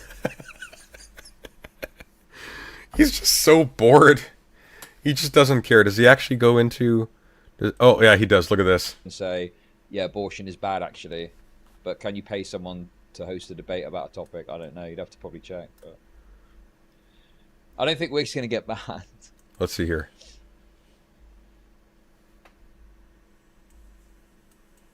Let's make this bigger. Yeah, like part of. Yeah, so here we go. Yeah, it sounds like you can't. So here it is. So political content, including paid promotion of politicians, political parties, or issues of public debate.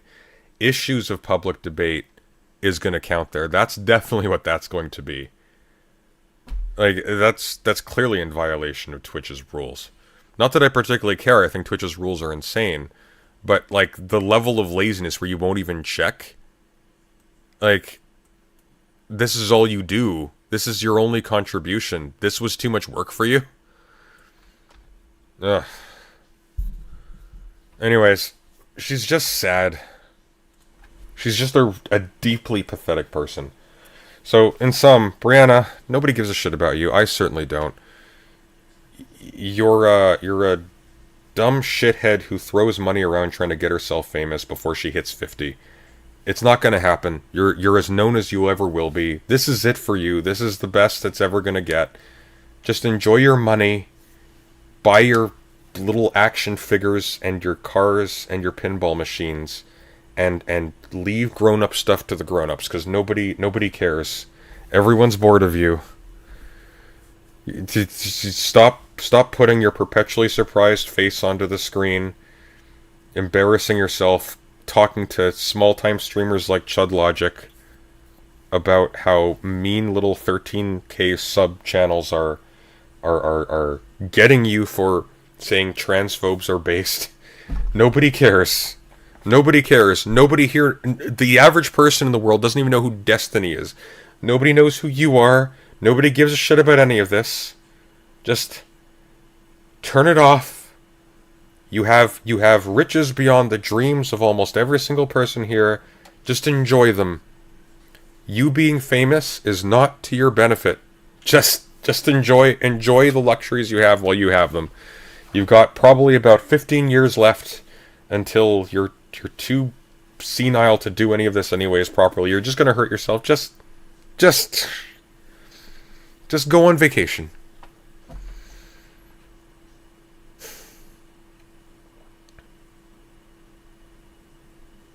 Ageism Sunday? No. You get...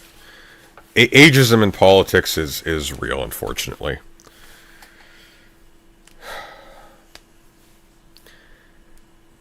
I personally think that being too old for politics and removing yourself from politics is a wonderful thing. I think that's what people should do, because I think there's very little ultimately at the end of the day that mainstream political figures are actually accomplishing for the average person. I think they're inserting themselves, and they should just back away because they have money, they're established, they don't need to fight anymore to live a decent life. Yeah, operate as a kind of kingmaker. Give people the resources. Hey, you know what? Don't position yourself. Don't make yourself a part of the equation at all. Just give money to Wick types. Give money to people like Wick if you want to. Pay them to do the stuff you want them to do, and just tell them to be quiet about it. Fantastic. I wouldn't care less. I could not care less. Good for you. Like, play your little Palpatine game however you want, and preserve yourself from the fallout, because you are not going to be a famous, cool person. All you will do is lay bare more and more and more how embarrassing you are, as we all indeed are at the end of the day. Life is a never-ending string of embarrassments. Just, you've won. You won right out the gate. Your parents gave you riches beyond measure. You have connections with people that will give you an endless flow of money, so you can collect sports cars of all things. Just enjoy it. I can't hurt you. There's nothing I can do. Nothing at all. If I devoted my life to going after your reputation, there is literally nothing I could do. Chud Logic would absolutely not be able to save you anyways, but just stop embarrassing yourself. Anyways, yes, she's already dead. Okay. Ugh. I was kidding about the ageism till now.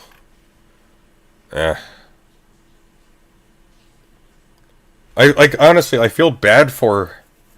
I feel legitimately bad for her. I don't even dislike her. She's just kind of doddering and confused. She has no idea what she's doing. Oh, and I just pulled my earphones out. Apparently I don't have any idea what I'm doing either.